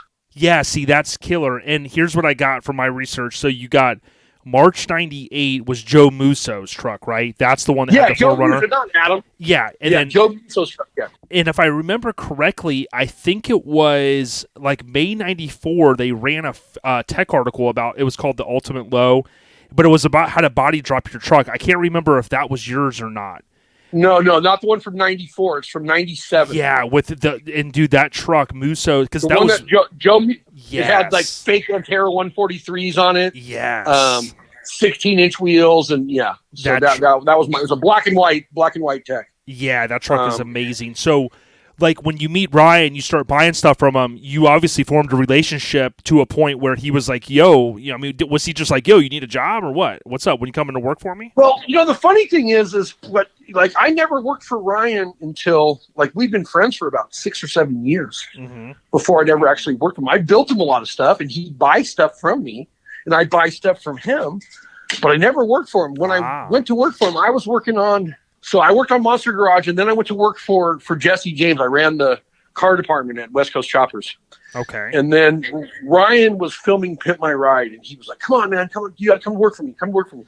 And me and Jesse got into an argument one day, and I left, and I went to work for him. So that was the first time I'd ever worked for him. That was when we were filming Pimp My Ride. And I worked there for about a year. And then I went to open the shop in Vegas called Outlaw Motorsports. Okay. Yeah, because you kind of got your feet Bobby wet, McCurdy. and you're like, hey, I want to go do my own thing. Yeah. So it was me, Bobby McCurdy, Ghetto Bob came on board, who's now working on Counting Cars. Ghetto Ryan was out there, and he had his little shop out there, and so we were sending paintwork to him. So we had a little cool shop for a while. What I always thought is if you go back and you look at Alex's Instagram, it's the Alex Who, just how it sounds. You're going to see a lot of different photos, and one of the ones that stuck out to me, I'm a big hip-hop fan. Exhibit obviously was a big part of the show, and I know some people, they loved it, some people hated it. We always enjoyed watching it. How cool was it to work kind of alongside Mr. X to the Z? Well, so Exhibit was the host of the show, and he was the host of the show because Ryan pushed for him. Him and Ryan were friends. And Exhibit wasn't there except for on the days they did the reveals. Got it. Yep. And so they actually hired me to kind of break the back of the production company because the show was aimed at 14-year-old boys. So you'd have producers go, so we're going to have the exhaust is going to blow bubbles. We're going to put a popcorn machine in there. Right. Then we need wheatgrass growing in the back window. And you're like, hey, that's not going to work. And they're like, no, it's going to be cool. And you're like, no, it's not. That was what my job was. That's what they brought me in to do. Kind of muscle them a little bit and go, yo, we're going to do it like this. Just to push back. They had taken over the shop. And, we were getting like, $50,000 an episode. And that was to build the car. So you imagine building one of those cars, how much money it costs. And then the rest of the shop is shut down. You can't do anything else. Right. So got pretty bad. Yeah, I see what you're saying. Now, one thing that I thought was interesting, if I remember correctly, like this is going back in my memory from Facebook and stuff, some of your posts, when Ryan has grown over time, and one of the things I think that you had the opportunity to do is help them go global, and that was over in Berlin. Now, is my recollection correct that you helped kind of spearhead that whole project? Well, so what had happened was we started selling franchises. And the first one that I went to go run was Dubai. Okay. So I went to Dubai for a year. I was in Dubai for a year. And I was actually coming back to go to do the one in Japan. There was going to be one in Japan. And I flew home from Dubai, unpacked, rented an apartment, and, had to buy furniture because I'd given away all my furniture and all that stuff. And Ryan, we're waiting to get the details on Japan, and Ryan goes, "Hey man, we're gonna go to Berlin, or we're gonna go to Germany next week." And I go, "Oh, cool. For how long?" He goes, "Just a week." Mm-hmm. I go, "Cool." Because when we leave, and he goes, "We're leaving on Monday." And I go, "Cool," because they're gonna deliver my furniture on Friday. He's all, "Cool." So we get to I don't know, maybe Wednesday, and Ryan goes, "Oh, I forgot to tell you. When we go to Germany, you're not coming back." I go, "Wait, what?" You're like, goes, damn, "Yeah, is this like a mafia hit or what? I need you to straighten out this thing over there. It's a mess, man. You need to go over there and set it straight." And I go, "For how long?" He goes, "Man, like 2-3 months tops." Ah, So I was over there for 18 months. damn. Now let me ask you this: Did you have fun? Oh man, no, it was same thing with Dubai. Dubai is it's like Vegas in the Middle East. I mean, there's no gambling, but I mean, it's a party town. Right. So, it's and then crazy. I got to ask you this then: in Dubai, I forget if it's Dubai. Isn't that where is it alcohol is not legal, but you can kind of get it if you go to the right places? Okay, so what it is it has to be connected to tourism. Okay. So all hotels have bars in them. If they build a hotel, if they build an apartment complex, they build a hotel on the end of it and then put okay. Because everybody drinks. So if you want to go, it's like for Salt Lake City, if you're going to buy, you have to go to the state store to buy it for your house. Right. Yep. So you have to apply for a license. But I was a celebrity when I was there, so they would just sell it to me. I was a rock star when I was there. Yep. Yeah, that's crazy. So I went from living in this apartment that was, $4,500 on the 27th floor overlooking the Palm Island, right on the beach. Mm. So went from living there to in Berlin. I lived on the east side of the wall where the wall was. The buildings around you that don't even have power. They got electric, electric cords running to the building for people to have power. People are basically squatting in some buildings over there still. Now, fucking nuts. It's crazy. They'll go, "Oh, we're gonna have beach party." You know what? They come in, they throw down a bunch of sand, they drop a shipping container in every lot. That's a bar. They drop another one that's a DJ booth, and then boom, it's a beach party. Damn, dude. I met this girl, and she said, "You want to go to level 7?" And I go, "What's that?" She goes, "Oh, it's a beach club. It's great." I go, "Yeah, sure." She goes, "Tomorrow at 4:00, meet me at the train station. Otskoy's right there, and we'll go." I go, "Cool." So I meet her at I'm at the train station, right there, not too far from my house. And we get on the train, we go to the mall. Uh-huh. And I'm like, what the hell is this? So we walk into the mall, we're walking through the mall, and I think, oh, she needs a towel, or so I don't know what I know what she's doing. We go down, we're walking down this, the second story of the mall, and she turns down this corridor, like one of the little access to the back of the mall, one of those little hallways, yes. A long hallway. We're walking down that, we come to some double doors, go through the double doors, there's an elevator, like a service elevator. You're like, damn, what is she going to do, man? She presses the button, the elevator door opens up, we get in it, we go to the 7th floor, we get out, we're on the roof of the parking garage. Okay. Level 7. Boom. There's sand everywhere, beach chairs, umbrellas, a big bar, DJ. That's level 7, baby. Yeah, you don't need to go anymore. That's the penthouse. Boom, right there. Yeah, it was crazy. I mean, it was crazy. You're on the roof of a parking garage, the mall, and that's a beach club. That's sick, man. You got sand, you got a beach club. Yeah, it's different. People, I think, tend to forget. You've been in the U.S. the whole time, whatnot. It is a little bit different outside the U.S. Did you ever get a chance? Yeah. I've never been to Germany to go on the Autobahn. You ever make it over there? Yeah. I lived in Berlin for 1.5 years, so I drove on the Autobahn. That's right. Yeah, Berlin, Germany. I wasn't even thinking. I was like, wait a minute. me and my friends built mini choppers with 125 engines in them, and rode from Hamburg through Denmark down to Sweden. I went to Oslo, Norway. Really? To go see the band Turbo Negro. Yeah. So we rode 900 miles on 125 rigid 125 motor mini choppers. Damn.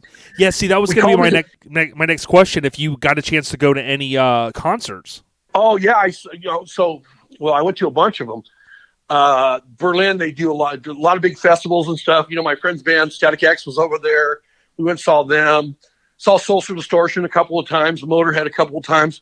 Got to go see Social Distortion, Motorhead, and Iggy Pop, Really? all at Spandau Castle. Damn. Yeah. So, we the first show I went to there was Motorhead. It was raining. You have to cross over the moat to get into the center of the castle. It was crazy, man. Crazy. Yeah, I remember watching. I got this old Eminem DVD when he toured the world, and he was like in Oslo and all these places. And I'm like, damn, dude, there's like such a big fan base, even of American bands, dude. They just love it.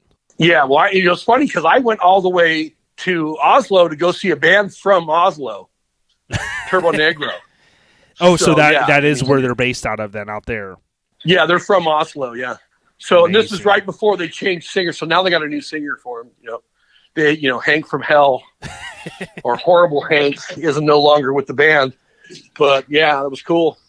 That sounds like my So buddy we filmed Ron. all that whole adventure for the Discovery Channel in Germany. It never aired, but on my website, you can see the trailer for it. It's about 3 minutes long. Now, what's the website? Oh, geez, I can't remember my website. So yeah, I was gonna say just TheAlexWho.com. TheAlexWho.com. Got it. Yeah, and then you have to click. There's a video there. You can see it. It's me and Evil Jared from the Bloodhound Gang, and then one guy was a German movie star, Oliver Krutka, and then one guy was like a moped mechanic, and then the other guy was a action sports guy that rides like mountain bikes, but does freestyle and all that stuff on a mountain bike. Niels Peter Jensen. That's sick, dude. So it was crazy, yeah. Okay, so let me. Nice. One thing that I thought about, doing some of the research is, West Coast Customs. I mean, even going back to like the days that you became friends with Ryan, is like they have 4 covers in a short span. You got November '96, you got Ryan's 4-door Blazer, January '98, the blue Toyota pickup, October '98, Ryan's epic Mazda with the Colorado custom wheels, and then October '99, the 4Runner. I mean, dude, arguably, during the time that you kind of became friends with Ryan, I mean, it was a hell of a run, dude. And that it seemed like Ryan, he did start truly as a mini trucker. Yeah, he's one of those guys kind of denies about being a mini trucker. Every once in a while, he's got him.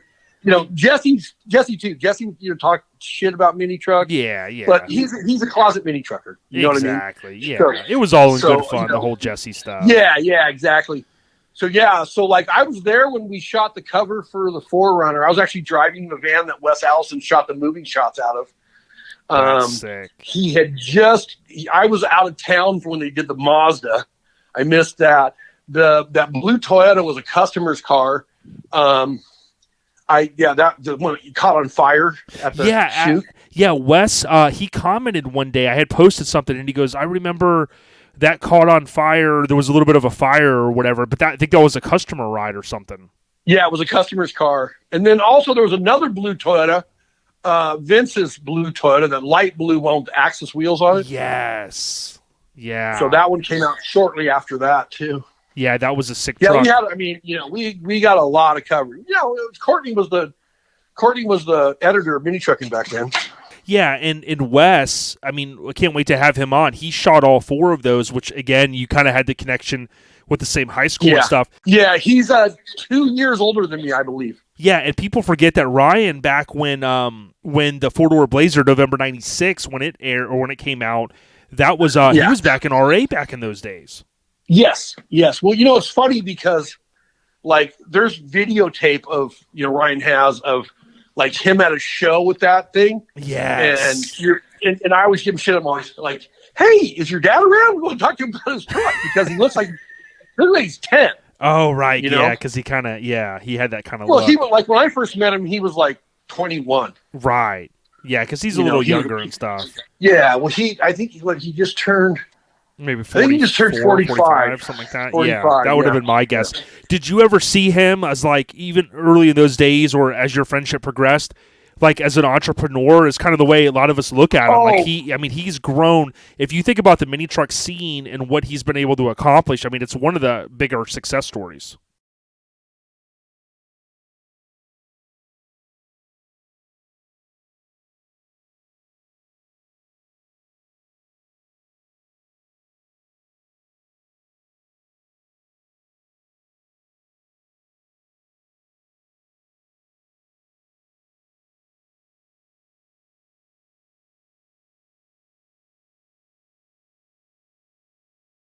Okay, so Ryan's the most driven guy I've ever met. I've never met anybody that, when I used to have to go pick him up because he didn't have a car to drive, because he had the 4Runner and he had the Mazda, but he didn't drive those back and forth to work. It was too far. You want drive body drop juiced Mazda, so, and then it didn't have like a back window back then and stuff. But anyway, so I used to go pick him up on, when days we'd go into the shop on like Saturdays, I go pick him up, drive him to work to now where he has, Rolls Royce, and he probably has 12 or 13 cars. You know what I mean? He was living with his grandfather, now he's got, I would guess to say his house is probably $4 or $5 million house. You know what I mean? I'm not that, look, I got nice stuff. I got nice things. But I don't got that kind of drive. Right. Yeah, and we all don't. And that's, that's the thing. A lot of people see that and they're like, oh, it must be nice, but they don't realize all the hustle and the years and the pressure on your shoulders to get there. Yeah, Ryan would go to work, Monday through Friday, be there at, let's say he's there at 8 o'clock. He's there till 6 or 7 o'clock at night. Every day. Every day. For 20 years. Yep. Like I said, so in the end of 98, I think, he tells me, oh, I'm going to move the shop to Compton. And I said, for what? He goes, man, I'm going after the Lakers. I go, man, you're crazy. I'll help you. Tell me what you want me to do. But you're nuts, man. And we moved to Compton and we set the shop up. And within 6 months, we had Shaquille O'Neal as a client. Now, that was the first car we did for Shaquille O'Neal. Done probably 40 cars for Shaquille O'Neal since then. Wow. In that 20 years, and within another 6 months, we had the rest of the Lakers, we had them all. And, and you go through every sports, basketball, baseball, all those guys, they all come, being in, in LA and not in having a West Coast custom car or music, so many guys, so many customers. I went to Gary Dudan's from CSI. I went to his house and, to sell him on a car and sell him a $250,000 car, a $250,000 bill. This was, that was probably 04. Wow. So, some high-end clientele. A guy building 3 or 4 cars. So, Yeah, and I tell you, I was watching some of the clips the other day from West Coast Customs, and it was when Shaq seems like one of the nicest guys, and he was talking to Ryan, and he is a very, very sincere guy. You know what I mean? He's a nice guy. Yeah, and he asked Ryan something. He was talking about a build, and Ryan's like, "Yeah, I could do it. And he looks at him, and he goes, "Ryan, don't tell me you can do it if you can't do it." Like jabbing him a little bit. And I was like, he seems like the ultimate prankster. Just someone that's always kind of kidding around and shit. But well, Will I Am from the Black Eyed Peas, we built a bunch of cars for him, and we always, he always has these crazy ideas and stuff to do, and he'd be in there talking to Ryan, and then he will go, go get Alex, go get Alex. Yeah, I want to make sure we can do this.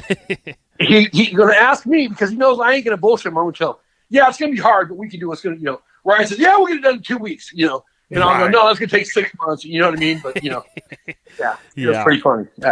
Well, before we talk about some of the other stuff that you've been involved with, I wanted to bring up, rest in peace, Sean Mahaney. I know he worked at WCC for a good bit. What do you remember most about Sean, if that was during some of your time there? Yeah, I worked with Sean for a few years. You'll hear, I don't know if you'll hear, but you probably will. Me and Sean didn't always see eye to eye. Right. I truly liked Sean. He's one of the nicest people you ever met. He one time, it was funny because Bob Grant was there. We're working on a rain summer for Dubai. Oh, yeah. And I have, I cut out a big circle with like a little, like you're talking, like a cartoon. I cut that out of sheet metal. I wrote on it, chicken, cheese, bacon, repeat. Because Sean, but God love him. He did not eat anything green. He ate chicken, he ate bacon, and he ate cheese. And for breakfast, he ate McGriddles. So, he's taking blood pressure medicine and then washing it down with a fried chicken, and bacon, and cheese sandwich, So, Yeah, we had him on before his untimely passing, and we kind of got to the end, and he joked with me. He goes, "Well, we have a whole nother, section we could have talked about," and I was like, "Yeah, and I kind of knew, they didn't always you see could eye have to had him eye." on 10 times. Yeah, and he Could have had him on 10 times and never got through all the stuff he did. Yeah, and when towards the when he had to unpass and his untimely passing, he had found his calling with doing the wheelchairs and stuff, and I always thought that was cool. Yeah, no, that was very cool. Me and Sean just from working together, and we would just like I said, I always loved the guy. I always liked him as a person. Some of his stuff I just didn't go for. Right. He was very, very ahead of the game. You know what I mean? He'd come out with ideas for doing stuff. Some of the stuff, it would just eat itself. You know what I mean? So you're making parts move. You're making stuff do. So like if I was ever on Junkyard Wars, yes, I would want 5 Sean Mahaney's on my team. Yeah, because he could do some crazy stuff, and it's funny when you go back to like Master Image Customs and like Crew Cut and that stuff. Like the innovation that he had. But, I'm not a fabricator, so, to your point, you see some of these guys will spend a lot of time on a part and go, it's not up to my standards. Okay, throw it away, start over. And it's like when you're running a shop, sometimes maybe that, So, again, I don't know how to do any of it. I'm just always intrigued on what you guys, what these guys can do. So, but. Well, that's like, you always want your stuff to be, what always happens, especially in the mini truck world, is you get people that, that truck's going to go from 5 to 5 different people. Somebody's going to take the fender out and go, oh, look at this. You know what I mean? Yeah. And, you got people like, Bobby McCurdy, Bob Grant, Dallas Ellison, some of these guys. And then, there's a whole, the guys over at Little Shop of Horrors. Mm-hmm. I mean, guys that just do work and then you just go, oh, my God. Yeah. Like that looks like, like Jim spent $10 million engineering that, Yeah. It looks better than that. Yeah, that's like my homie at Jimmy's Running Customs, taking the brand new trucks. Yes, and I know Little Shop has done, obviously that, and Jimmy does it too. And you look at all the stuff and you just go, wow. And speaking of, I remember on West Coast Customs when they took the 2 cars and they matted them together. They were one of the first guys, and maybe not the first, but when they would take like the old Charger or whatever, the Challenger, and they matted them together. So the very first one we ever did was for Gary Dudan. We took a Z06 Corvette and put it under that 65 Chevelle. 67 Chevelle. It called it the Corvelle. Yes. Wow. Yeah, I remember that. And then we also did the Charger for him, for Gary Dudan. We did quite a few of those cars. Yeah, it's pretty cool.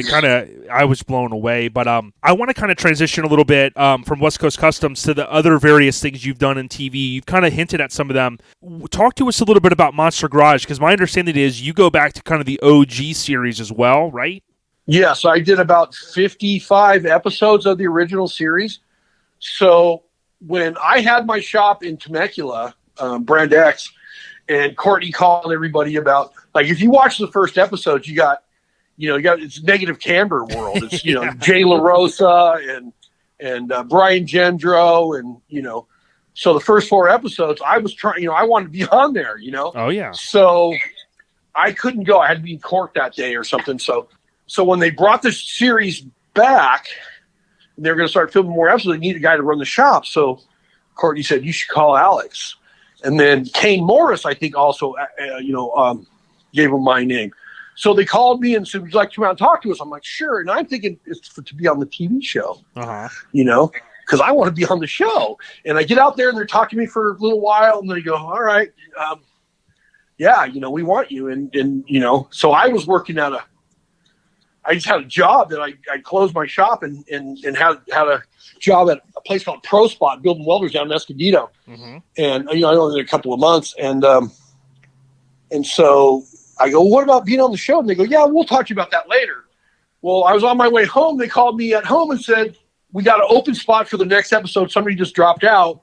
It's on the golf ball collector. You want to come be on it?" So the first week of me being on the show, of working there, is I'm on the show as a builder, and nobody in the building except for the 2 producers and Jesse know that I'm there to run the shop. Wow. So, yeah. That's so then I put in, I hired Ben Wood, another Dave Cameron mini trucker. Chris Okowski, Crash. He was on there, and I had him also working for me on Wheeler Dealer just a couple of years ago. Oh, that's right. That's right. You were connected to that. That's right. I forgot about that. Yeah. So I worked there for a while, and then I actually migrated over to work at West Coast Choppers itself for Jesse instead of the production company, and I was the car shop manager. So we built cars for Coors and Motorola, and like Wilder Valderrama, all Jesse's celebrity friends. Yeah, the clientele and stuff. And it seemed like it kind of grew because we saw some cool stuff. I remember when, obviously Discovery Channel and Jesse James had began to grow. And I remember going on the website and, I ordered like this cool catalog back then. It was just real nice, kind of like a coffee table type book. And you saw the stuff from it and you're like, man, this was a really cool brand that he had. Oh yeah. Well, Jesse, I still have both of the two catalogs from when I worked there. Yeah. They're super cool. They were, man. It was like you could tell. And I wanted to stop for a minute too, because when you said Jay LaRosa, I remember, dude, he had that epic S10 with the flames, dude. That was him, right? Yeah. Well, yeah. Jay worked in the car department at West Coast Choppers for a while. Okay. He was also on the trash truck episode of Monster Garage, which was like the third episode.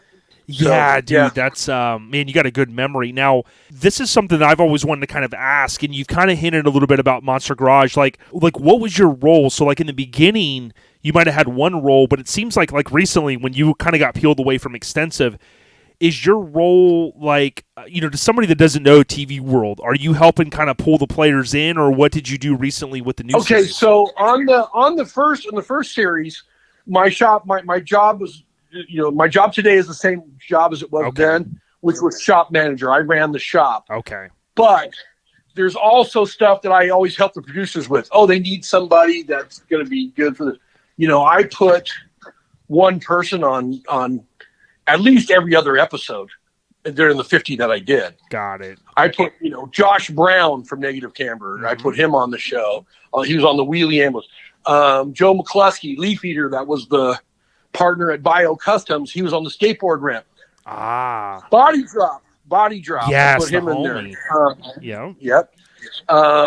Ben Wood was on there as on the jet car Celica. Dave Tucci on the what did Dave Tucci do? Dave Tucci was on. God, I can't even. I know. I was going to say, I don't know how you remember all this. Oh God, it's so hard because 5 guys every 2 weeks. Right, and then, to me, they would all just like mesh together. As far as episodes, they do. It's hard to remember. And then God, so many people just I put on the show. Well, I don't know if this one was before your time. Wookie. Oh, Wookie was on. Wookie was on the Cadillac Dragster. Yeah, I also had him work. He also worked for me on Wheeler Dealer as well. Well, okay, so I don't know if this is before your time there, maybe not. My buddy Tony and I were big into Lincolns, right? There was episode 3. I totally forgot. He goes, no, Jay, they had a Lincoln on there. I go, no, they didn't. He goes, no, check it out. We did have a Lincoln on there. Yeah, it was the Open Road Racer, I think it was called. Yes, that was, okay, so what we did was we had a Richard Petty for Petty Racing chassis, and we took a Lincoln and we cut it in half. And made it a 2-door, right? And made it a 2-door, shortened it by like 2 feet. That's the only one that I know of that was customized to do a 2-door. I think I'm 95% sure. That thing looked so rad. When I saw the thing when it was put back together, I go, oh man, I want to do this for the street. Yeah. That thing was badass. Yeah, my buddy Tony Bolin was like, yo, don't forget about that one. Yeah. Now, I remember, you probably remember this episode, one of my brothers, Chad Lucas, right? He had, at the time, he had bought Jew Boy's old full-size. It was IF Customs built. Well, remember the episode where they brought all the mini truckers on and they had the one little clip and it was like the trucks aired out on the outside? I think they drove inside and aired out. That was a cool one. Okay, so originally we did the OG, all the gangsters. Yeah. We had Bill Hines and Gene Winfield. So there was a shop that I worked at, I worked everywhere. Boyd's, Santini. I worked at Santini's. I worked at Colors by Dave. I worked for, Fat Jack. So we got Fat Jack on there. So who just recently passed too, which is sad. Rest in peace. And his son Johnny Rotten on there. Well, so I had the idea to do a mini truck. I got this 720 4-wheel drive, and I go, yeah, we're gonna get Bob Grant, and we're gonna get Josh Freeman, and we're gonna get Bill Carlton. Mm-hmm. We're gonna put together this team like with the OG guys. And one of the producers goes, no, we need to get all midgets and do midget mini truck. And you're like, so that was that idea. So that's probably what you're talking about. Yeah, and Body Drop, I think he's a good character on the show. We had him on. He's just a real good guy. I know he's got a good relationship with you and Jesse and those guys. Yeah. We actually in Dripping Springs, me and him were roommates. So while we're filming the show, me and him were roommates. Yeah, that's cool, man. Yeah, he's a good dude, and he loves his Zap music. I always know, like when I had him on, he goes, yo, let's put some Zap on. I go, all right, I got you, man. Good stuff. Now, talk to us about the reboot, right, from a promo perspective. Where do people go? I know Discovery. Is it going to be in the app only? What's all that? Okay, deal? So, yeah, this kind of sucks, but, it is what it is. The first episode aired on Discovery Channel last week. Okay. And then tonight on starting today, you can watch it on Discovery Plus, which is a streaming app. It costs $4.95 a month. You get a free week if you want to check it out. You could go on there right now and watch 4 different episodes. Mm-hmm. So we only made 8 so far. So I'm waiting right now for the phone to ring for them to call and say, hey, we need you back in Texas, and next week we're going to start up again. Yeah, so to all the mini truckers that are listening, or all the listeners that you found us, go out there, download the app. Listen, even if you only keep it a week, whatever you want to do. Now, I typically, check it out. Yeah, I'll download these apps to my Apple TV, right? And I've got the Motor Trend, I've got the Discovery, I've got all these different ones. And dude, it's all on demand, and you just hit the button and you enjoy it. And for $5 a month, man, you can't beat it. Yeah. So with the Discovery Plus, you get Motor Trend and you get all those other ones. Oh, right. There you go. So right there. Yeah. So, if you watch car TV, you can get them all. And for another $2, you could go commercial free. Love it. You don't even have to pay separate processing, Alex. I love it, man. We need a little infomercial, man. I fucking love it, dude. What's your favorite thing so far about the reboot? Like maybe something behind the scenes or just something you're excited about? I'll tell you what, so when I got to Austin, like Dripping Springs, when I got there, I walked in the building, and I walked in and it felt like the Monster Garage. I've been a part of all 3 of the buildings that it's been in now. Mm-hmm. And, they were doing the blessing of the tools. They had the priest come down and do the blessing of the tools. And I was standing there around the corner, like off camera on the set, just listening. And it was surreal. It had been, almost 18 years since I started there. So it'd been, it's been 18 years. It was in August. It was 18 years that we filmed the episode 7, which was a golf ball collector with me and Eric Scarlett. Wow. There's another mini trucker for you. So I was going to say, I was like, wait, I know that name. So that was so cool. And to be, to come back and see this thing happening again, it's surreal, man. It's, and the builds have stepped it up. They're, some of the builds,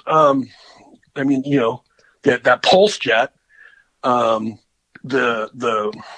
already had one failure, the boat, and they took Dylan minigun to it from a helicopter, which was pretty cool. Yeah. And then, tonight I think today was the gas powered or the wood powered Corvette. Man. So all the builds have been, they've been challenging. It's not like we just went, oh, cool, let's just do this to make it easy. No, and Jesse's been in the shop. He gets there at 7:00 in the morning sometimes, sometimes 8, but, most times it's, like there's times we get there and he was already there. Mm-hmm. and working. Back in the old days, he'd come in. He was running the West Coast choppers and all the other stuff he was doing. So he might come in and put 2 or 3 hours in, but he's putting in 10 hours, a day on all these builds. So it's been pretty cool. Yeah, he's an unreal craftsman and things like that. The guy can build such crazy stuff, man. I mean, you watch him build something and you just go, how do you even, see that? You know what I mean? It's pretty cool. True craftsman. And we got great sponsors, Snap-on, Miller, Highline, so that's cool too. So yeah, it is cool. And one thing I was going to bring up is I've seen other guys out there like Rob Rodell, right? Guys like him. Rob, so tell us a little bit about maybe a few of the guys that you've helped maybe bring on this year. Well, this year it's just been Rob. Okay. I needed somebody to help me out. It gets crazy when they're filming. This is the thing. You film for 5 days, and then you reset the garage over the next 5 days, and you start again. But in between that, you're doing other stuff. Now the cars are being finished at West Coast Choppers, so there's just so much to do. You got to run and get parts. So, and I don't leave the building when I'm there. You got, if the builders need anything, they need to find me. So, so I brought in Rob, and he just killed it. I mean, he just killed it. So yeah, he's old school mini trucker, and he's passionate what he does. Yeah, me and Rob go back about 23, 24 years. Yeah, you remember after Lomigo, it was the Nissan. It was one of the first street trucks, that little cruise they went all the way over there, and he had one of the first Frontiers laid out. Right over by my house. I live right down the street from maybe 10 miles down the freeway from the dinosaurs on the 10th. Oh, really? It's funny. We just you mentioned Sal's name earlier. We just put Sal Marchese's, I think I'm saying his name right. That. We did the shirt, and there's an epic old photo of his truck at those dinosaurs. That's from that tour. Yeah, and that's that was also, remember, one of the first street trucks when Courtney and them went on that big long, I think Todd and the guys from down here, and Tim, I think it was Tim's brother Todd went, but NC Florida linked up with Courtney and those guys, and they went through that area when they were a long road trip, Yeah, they went to Heatwave. Yeah, that's what it was. Yeah, dude, man, you got a freaking awesome memory. You got to get you on board with the podcast. It's just there's so much stuff in there. It's funny because I can remember, like a song will come on and I'll go, oh man, I know all the lyrics of the song I haven't heard in 20 years. Yeah. But I couldn't tell you what I had for lunch yesterday. Yeah, man, I'll be like driving down the road and I'll think of some lyrics and I'm like, I'll go into my YouTube music or something and I'll be like, I gotta listen to this song now. It's crazy. Yeah. But one of the things I wanted to ask you as we kind of wind down a little bit, but looking back at the at all the memories and thinking back, what do you most appreciate about kind of the truck scene? Because I mean, you've been doing this, arguably longer than most, man. The thing is I am a mini trucker. I said this when I was inducted into the Hall of Fame and all that. People always go like, oh yeah, I started in mini trucks and then now I'm a hot rodder, and I ain't that arrogant, man. I don't care if I'm 58 years old. I got a mini truck that I got more money in than I care to say, but that's who I am, man. If I'm 90 years old and I can still drive, I'm going to be wiggling my ass into a mini truck. There's still 3 or 4 of them in my mind that I still want to build. Yeah.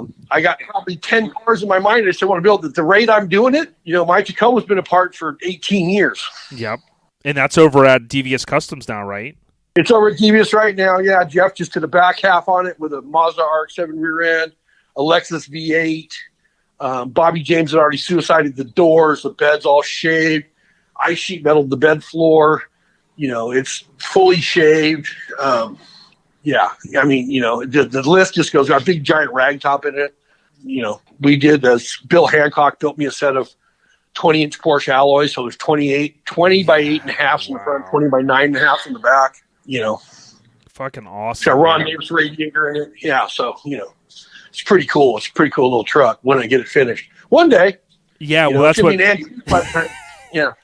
Yeah, and what I thought was pretty cool is dvscustoms.com. You can go out there and visit Jeff's site. Jeff helped me a lot on my Lincoln with some of the parts that he sells. They got compressors, they got everything. So dvscustoms.com, hit up Jeff Davey. But for some reason, I got confused when I would see the mini truck that Mike Finnegan had, right? For some reason, I kept thinking of your truck. White trash. White trash. Okay, my truck. So that one did go to him. So that was a truck I bought from Little D from Dirt Every Day. Okay. So I bought that truck for $2,000 from Little D as a driver, and I was actually getting ready to move to London.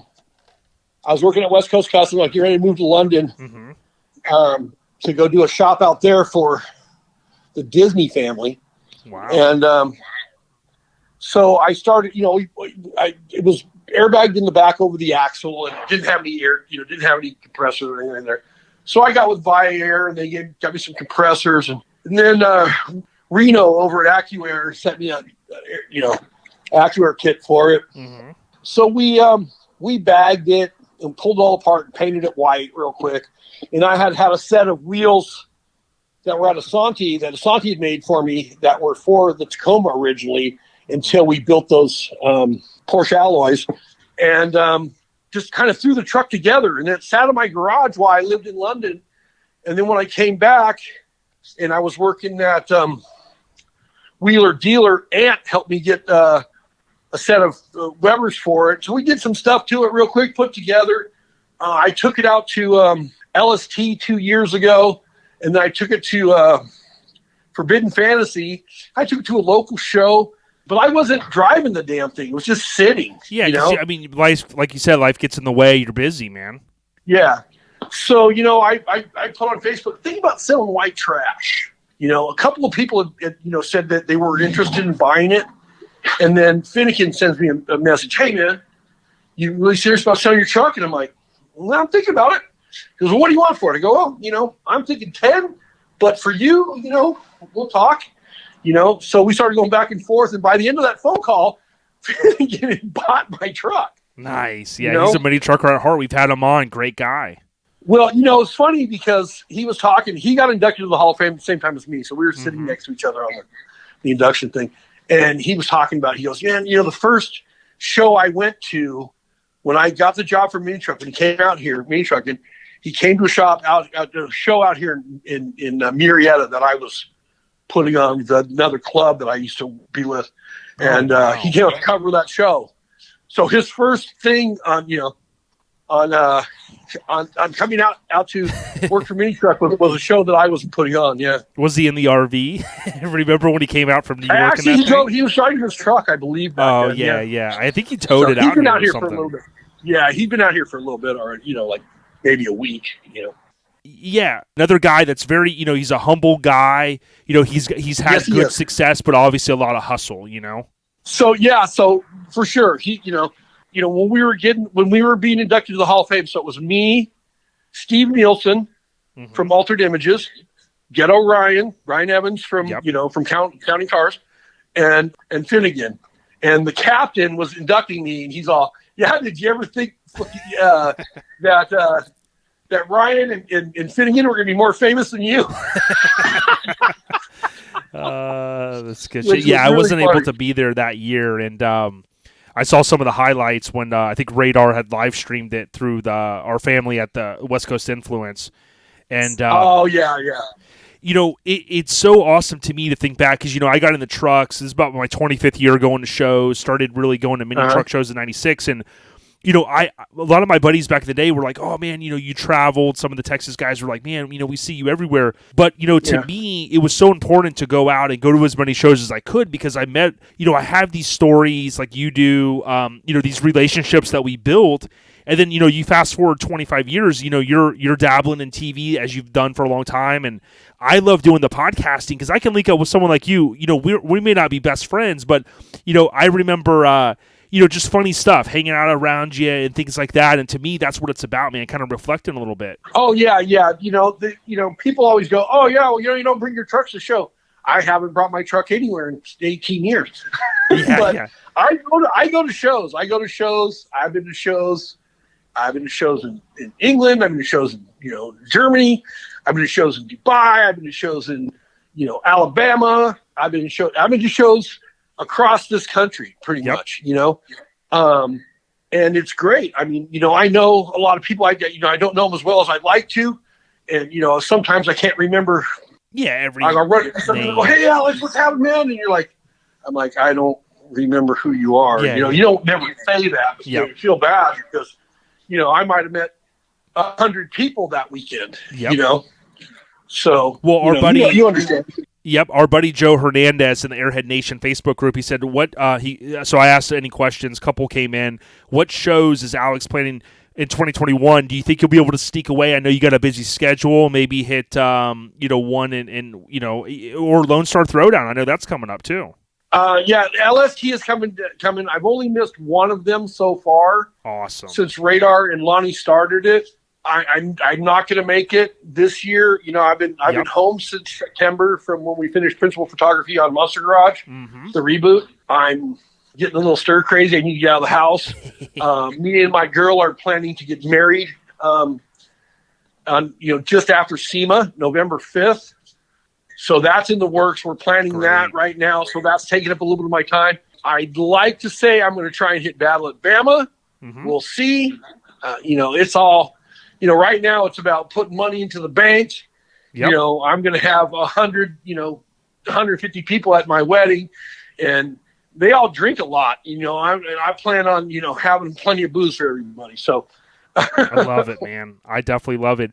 Let me see here. My buddy Ron from Hammered Weekend Wear, of course, he had asked a little bit about some of the Berlin stuff, so we did talk about that and the shows that you've been involved. Now, I can't end without you brought up Wheeler Dealers. I don't know what it is. I absolutely love the show. Now they were originally in England and they came over to the US. I don't know what it is. Yes. That the show was well produced.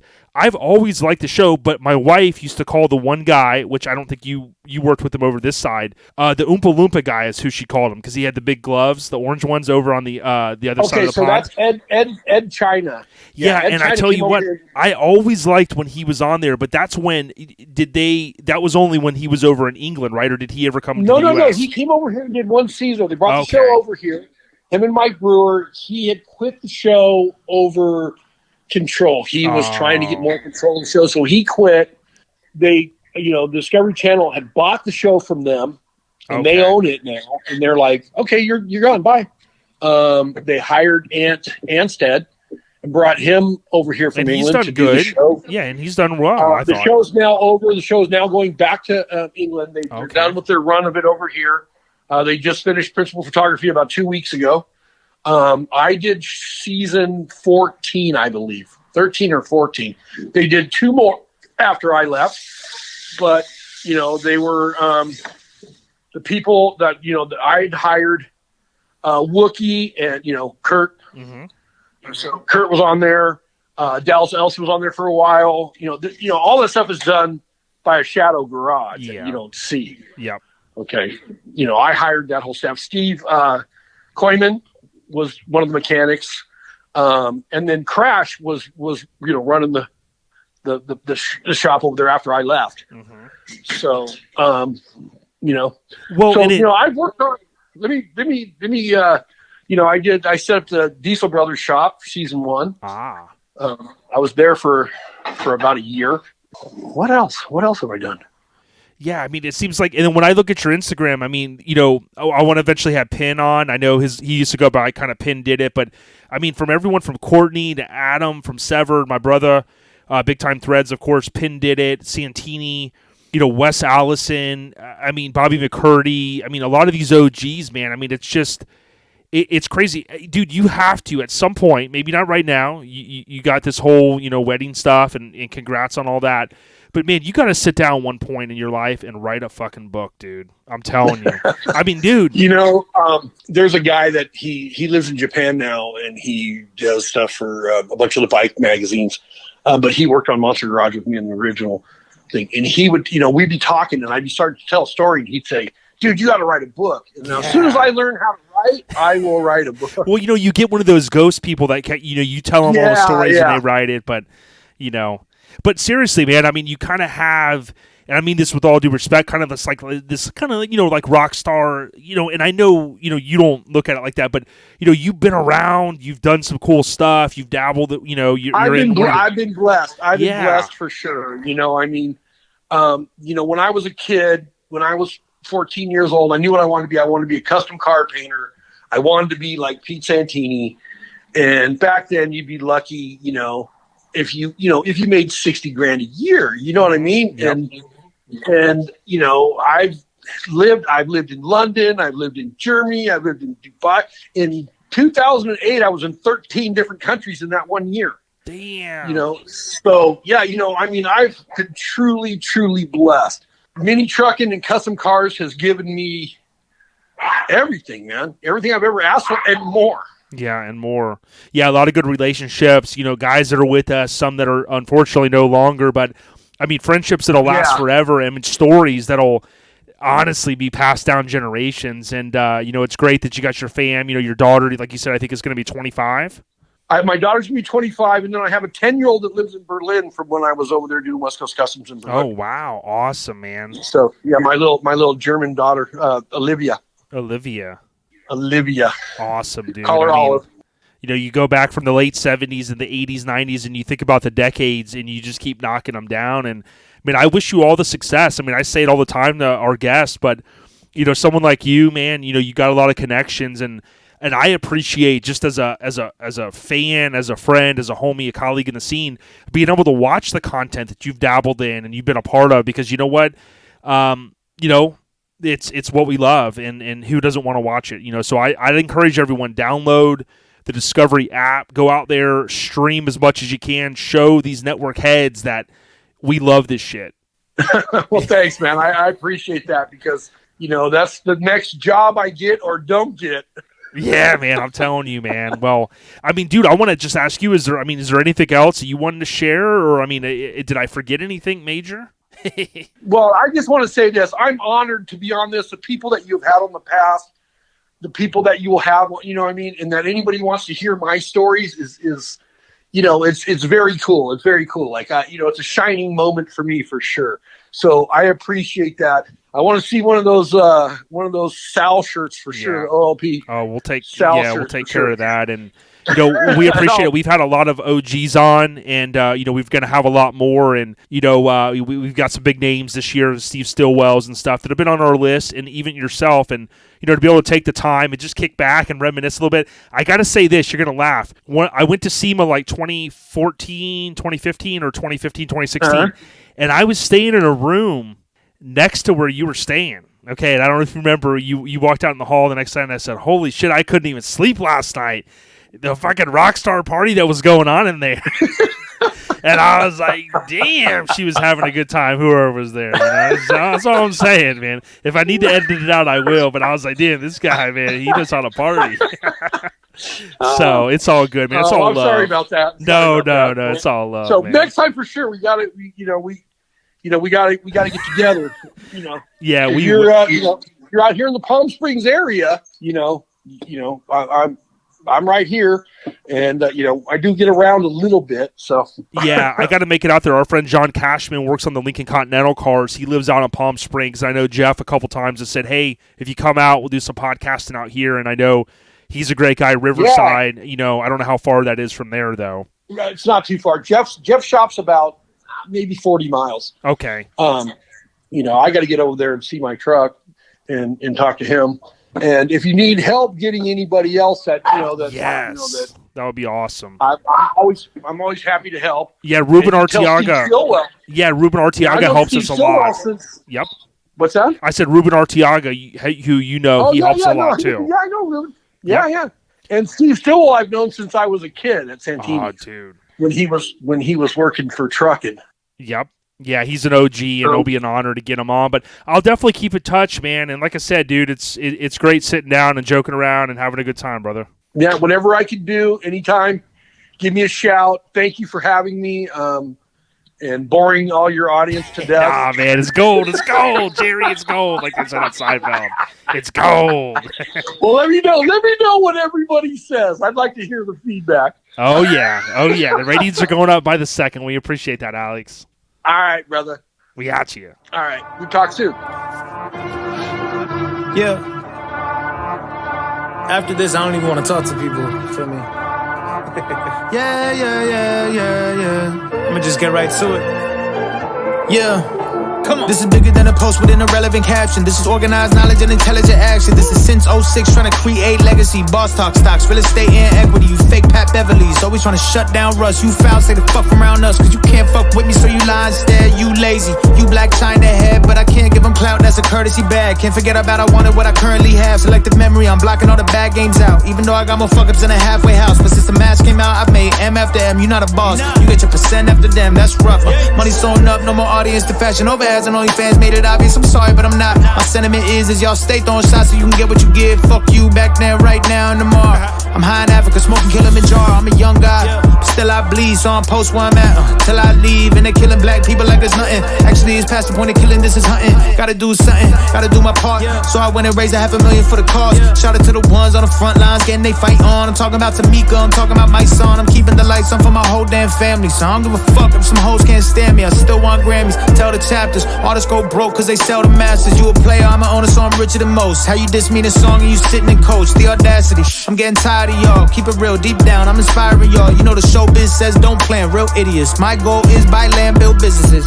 And my lawyer, my manager, Ashkenazi. Building empires like Ghazi Shami. Skin real smooth, but my wrist is rocky. I don't want the pussy if you drink the Dasani. Looking in the mirror like I knew we'd make it. 500,000 for the Boosie bracelet. Another 100,000 for the MJ hoop. Success came true.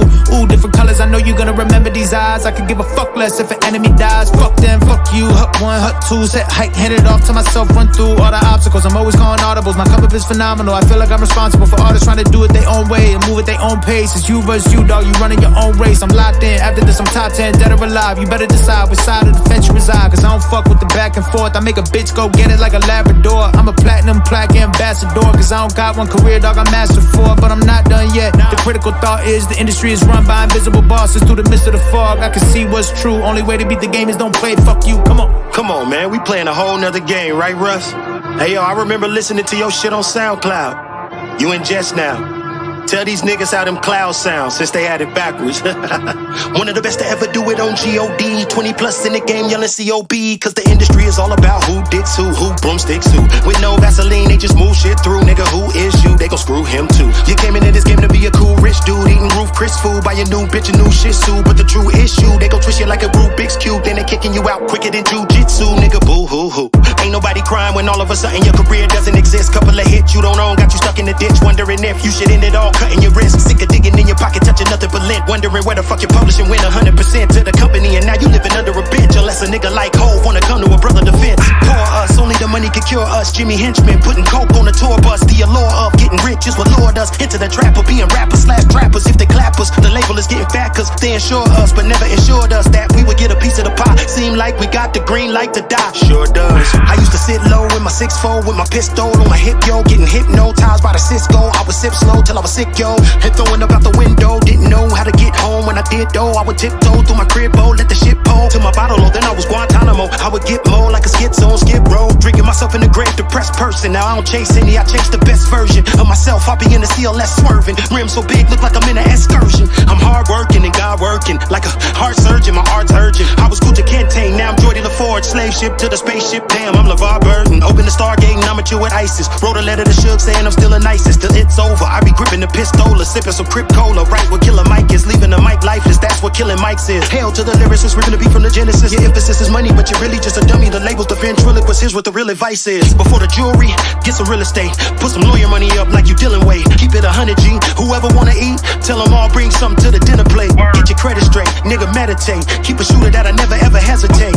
Remember this jewel in the future. Keep one step like Medusa ahead of snakes.